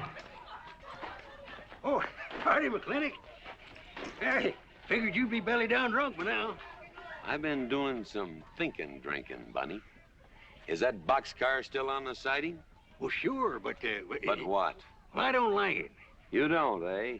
You figure if them Indians get out there and lead the cavalry on a wild goose chase, that great white father's going to get nosy. Get nosy, and he'll investigate. And when they find out how that side-saddle governor's been messing things up, they'll give those Indians a fair trial. That's live ammunition in that boxcar. You know what'll happen if them Indians get some guns in their hands? Somebody's going to get hurt. Is Puma's word good enough for you? Well, I don't... McLintock, you got yourself a partner. Leave me out of this. Hey, McLintock.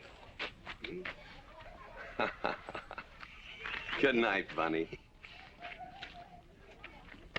Good night, Governor. There is the Katie with her light red hair, sweet as the roses on a summer air. I'll find her somewhere while the moon is high and tell her that I love her, and I'll love her till I die. Katie Gilhooly, the master's home. Katie, Catherine Gilhooly McLintock, where's the woman of the house? Mr. McLintock. Oh, there you are. Mrs. Warren. Oh, good evening. I waited up for you, Mr. McLintock. Oh, how nice. I want to talk to you about something. Delighted. 309 times straight. I beg your pardon? 309 times straight without a miss. Gotta be a record. I suppose so. Now, Mr. McLintock, what I wanted to say... 2-pound Stetson, 6-inch brim, 53 feet in the air. It's gotta be a record. I'm sure it is, but the reason I waited up... Dagnammit, woman, can't you hold that glass still? Of course, sir. Now, down the hatch to my world's record. Down the hatch. Yes, sir.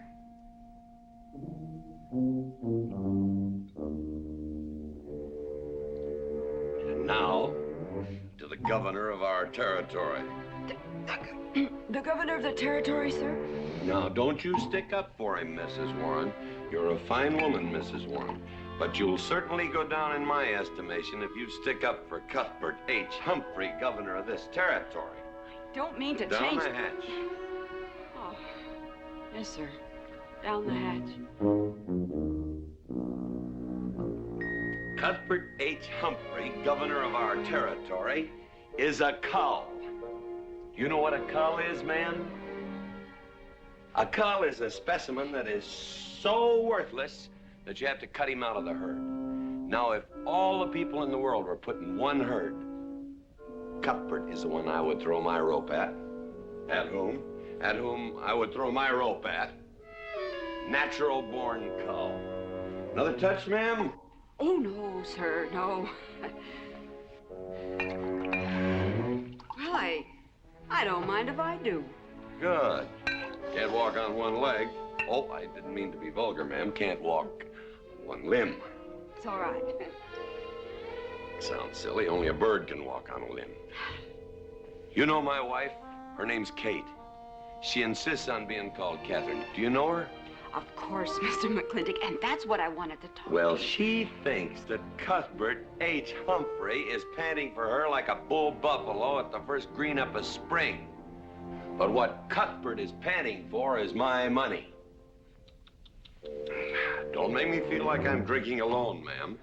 Very well, Mr. McLintock, if you insist. Down the hatch. Good.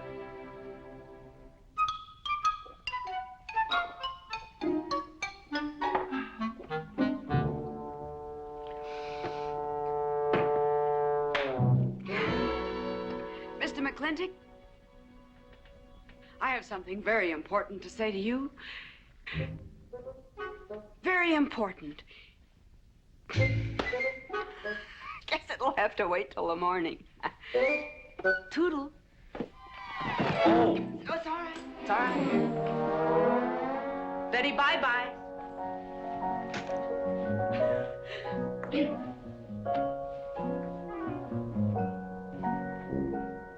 Whoops. Oh. Mrs. Warren. Let me assist you. Very kind.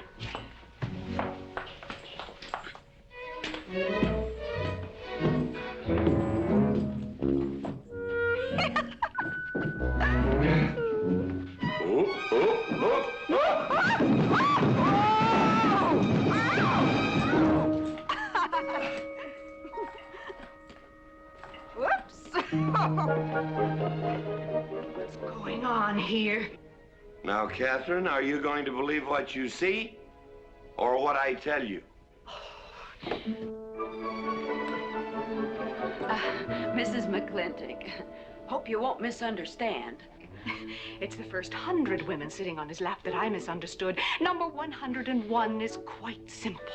Now, G.W. McLintock, I have something. He's gone to sleep.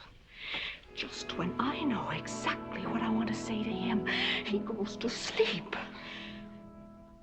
I waited up to talk to Mr. McLintock. I wanted to tell him I was quitting. You see, Sheriff Lord has asked me to marry him, and... Oh, congratulations. I don't want to seem prudish, but if you are going to marry Sheriff Lord, it seems to me that you're sitting on the wrong man's lap. Come on, I'll help you upstairs and we'll have a long talk about men in general. Ladies, one moment.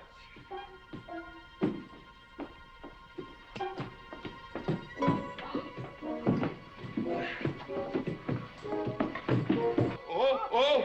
Watch out, you'll get us all killed! Oh! What?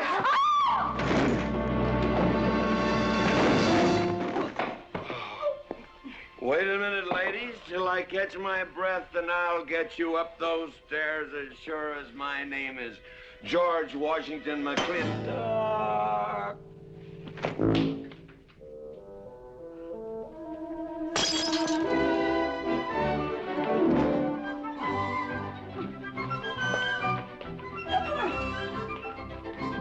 You may be quitting, Mrs. Wallace, Mrs. Ward, but not tomorrow.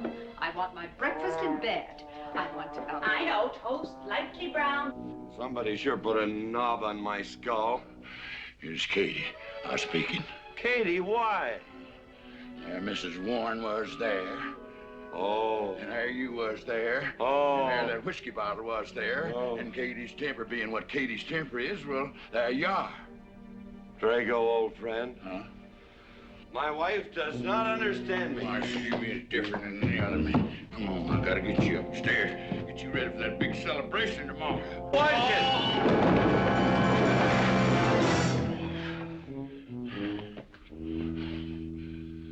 Drago, I am sleeping in the den.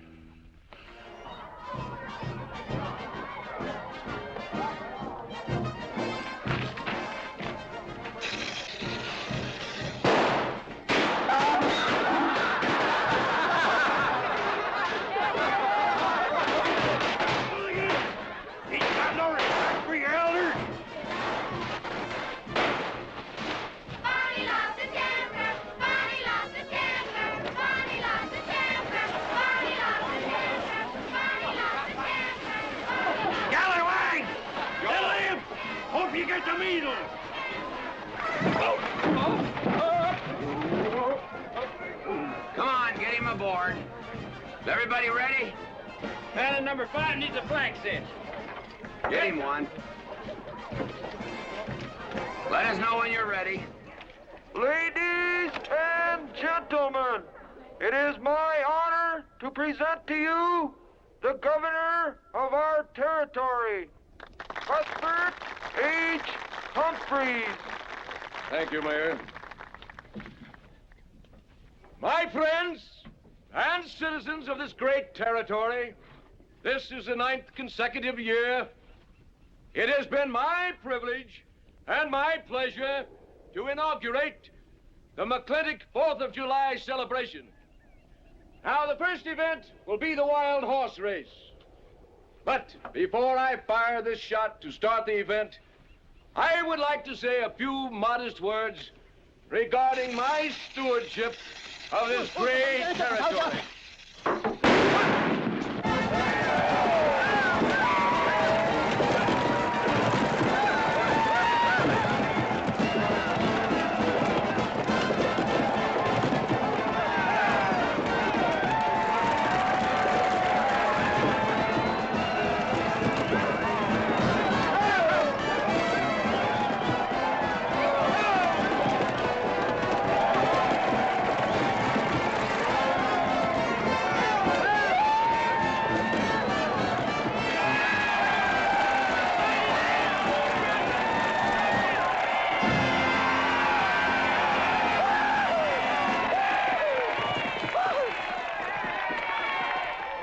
Professor Birnbaum.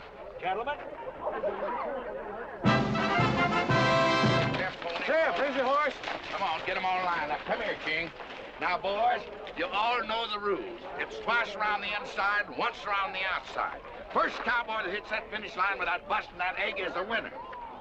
And I caution you boys about some of them eggs, because some of them eggs are last year's holdovers.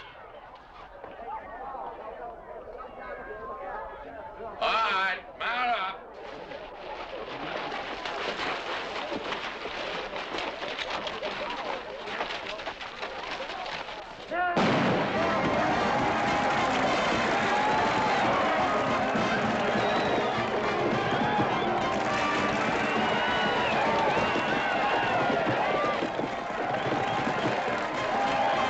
Catherine, my dear, you seem to be enjoying yourself. Oh, yes. This is wonderful. It's the only thing I really do enjoy about this barbaric country, the 4th of July celebration. Well, Catherine, I've been here for 3 days. I haven't heard from you. Is anything wrong? Wrong? Well, I just hope that it hasn't been necessary for you to say anything to GW. What are you talking about? But, Catherine, you see, I'm in a rather delicate position, being governor of the territory and all. I just hope you haven't found it necessary to say anything about... About what? About you and me.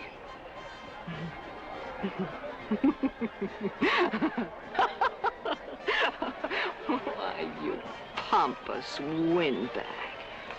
Do you think that you're the only man who's ever tried to play patty fingers with me, who's ever tried to lure me into the moonlight? Well, no, but I... Well, I'm a big girl and I can take care of myself. My husband knows it. I can assure you, Governor, that your reputation is untarnished. Now get out of my way.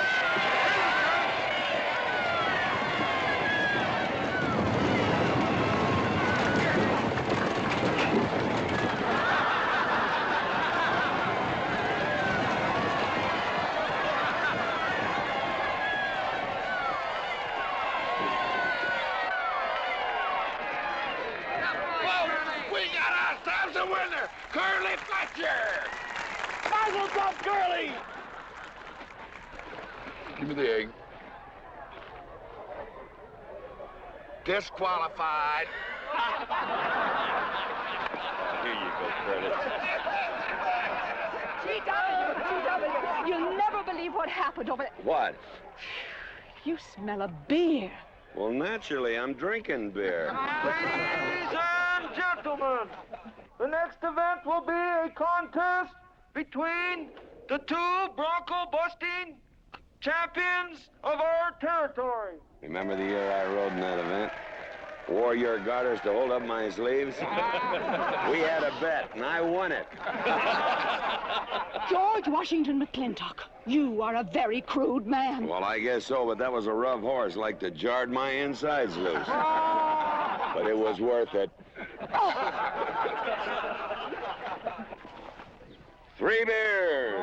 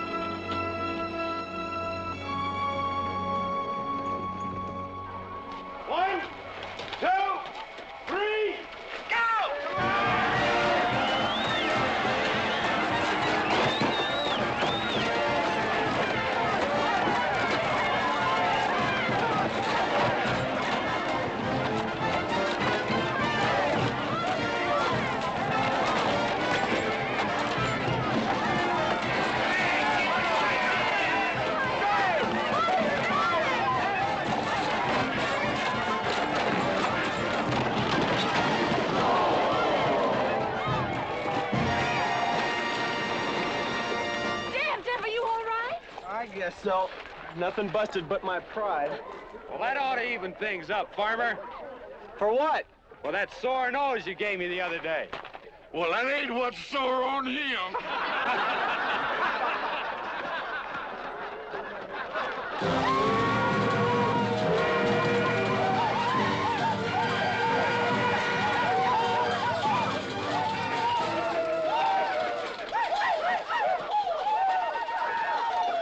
The closing event is the cow pony race. The finish line is at the barbecue. So start meandering. Come on. Now, what is that, false courage? Why, you know a Douglas doesn't ever use a thing like that. I want you to get on that horse, get out in front, and stay out in front. I'll be out front, Dad. All the way. Good boy. Now remember, stay out in front. That Agamemnon's a good horse.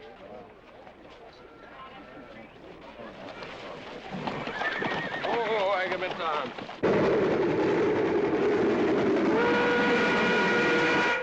11:40 and she's on time. Oh, boy.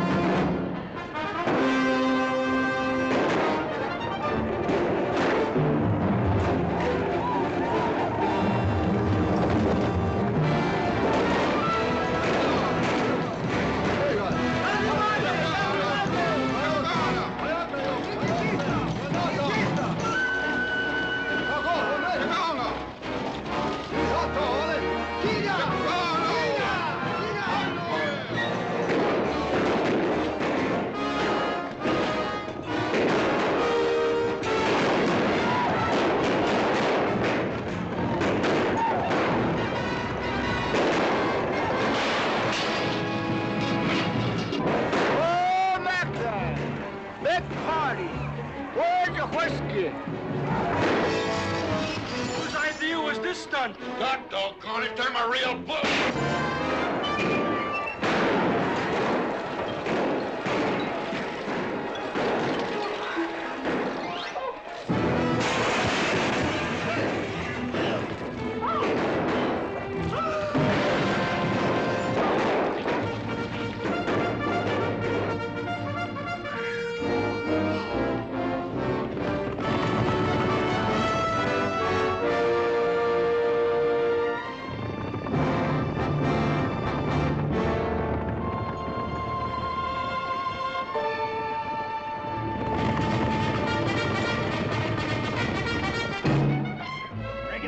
Excitement you'd want for one 4th of July, eh? Puma finally got his way, but I reckon he's riding out his last war party.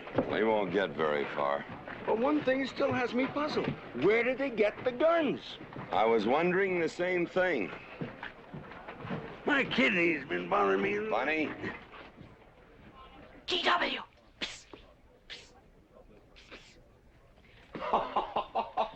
What an idiotic joke. Joke? Do you think that was a joke? Oh, shut up! You want everybody in town to see me. You look good in feathers. Oh. Dev, I think they've gone. Yeah. What are you going to do about it? What can I do? Nothing. Just like you've always done.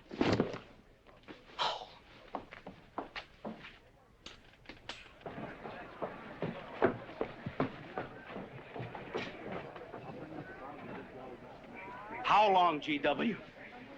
How long what? Catherine. She's been riding herd on you for 2 years now. I'm a peaceable man. But my father used to say, you raise your voice, it doesn't do any good. It's time to raise your hand. Well, I've been planning to do something about it. I'll have another talk with her. Talk to her? Talk to her? Talking won't do any good. Becky, have you seen your... What's been happening around here? You've got hay all over you. Been some mighty sneaky goings-on here during that raid, Mr. McLintock. Who was it said only a trollop could kiss a man before they were formally engaged? Oh, but we are engaged, sir. You are? That is, with your permission. Well, you've got it. Oh, Mrs. Warren? I think it's wonderful. I guess this is the only engagement that ever started off of a spanking. Mm-hmm. I reckon Birnbaum is right. All right. Lord bless us, this is gonna be a great day. Doggone it, folks. Let's don't let a little old Indian raid break up a good barbecue and a rodeo. Yeah, meat sound. Let's go. You contestants get ready for the cow pony race.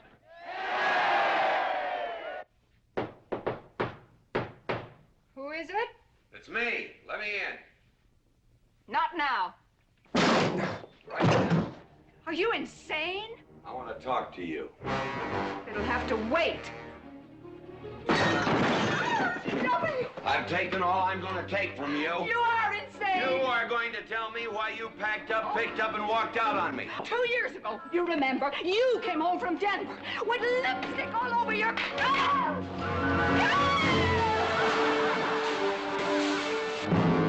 Lipstick on my collar. I've got the shirt to prove it. Who cares? Why, you big...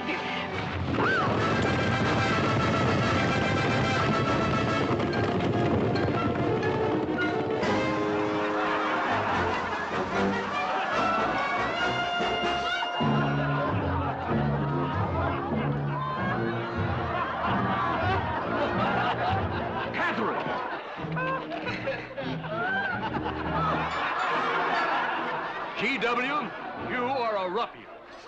Cuthbert, you are right.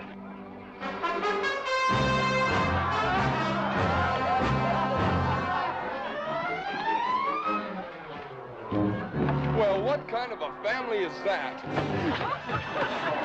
The best! And dangerous, son. Who won the race? Who cares, Hagar? History's being made.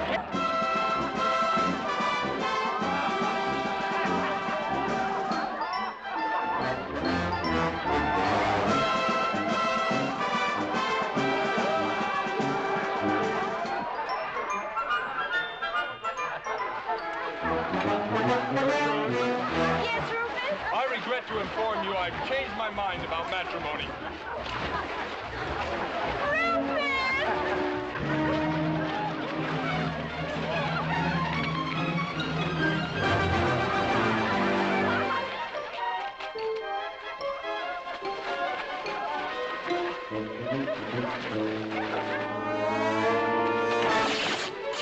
Hey, Mrs. McLintock!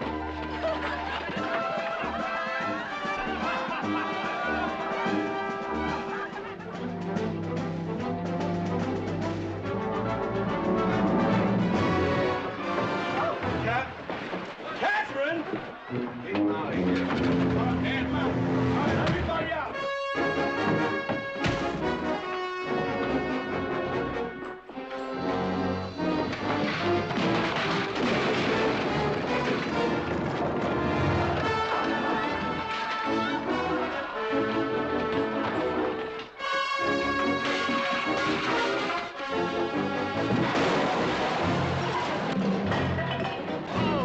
Looks like GW is buying out the whole store. I'm afraid you're right.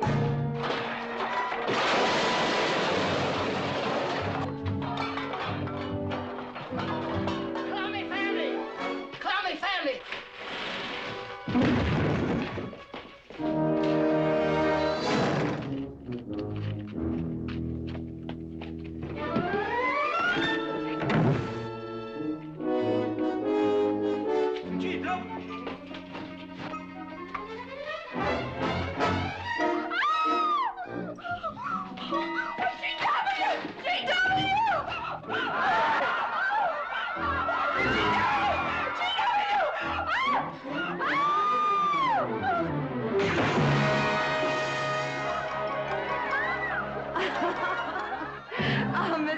McLintock. You're all wet.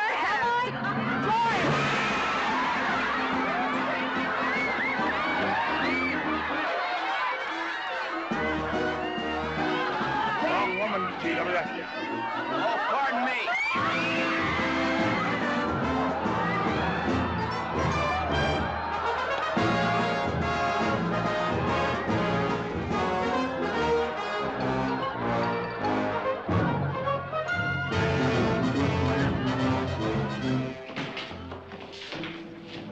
Mrs. McLintock, you setting a new style?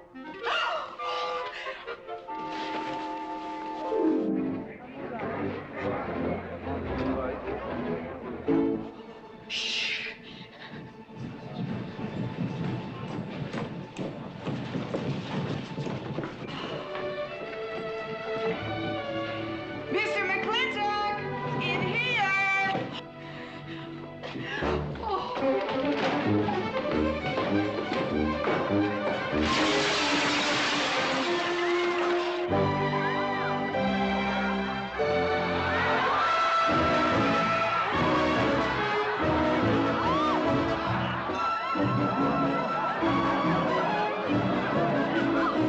If I ever get through this humiliation, you'll rue the day you ever met me. Oh, belly aching, fight all you want. It won't do you any good. You've been digging those burrs into me for 2 years. Now you're gonna get your comeuppance. Thanks. My father would be proud of you. I'll make you prouder.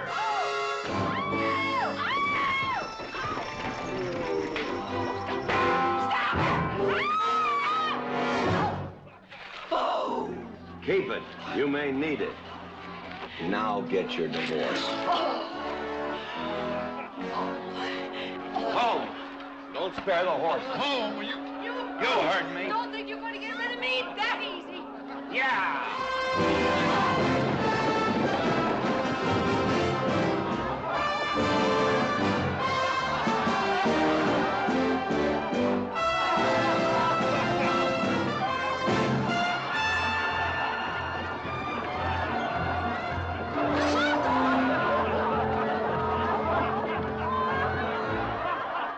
No more living in the capital? No.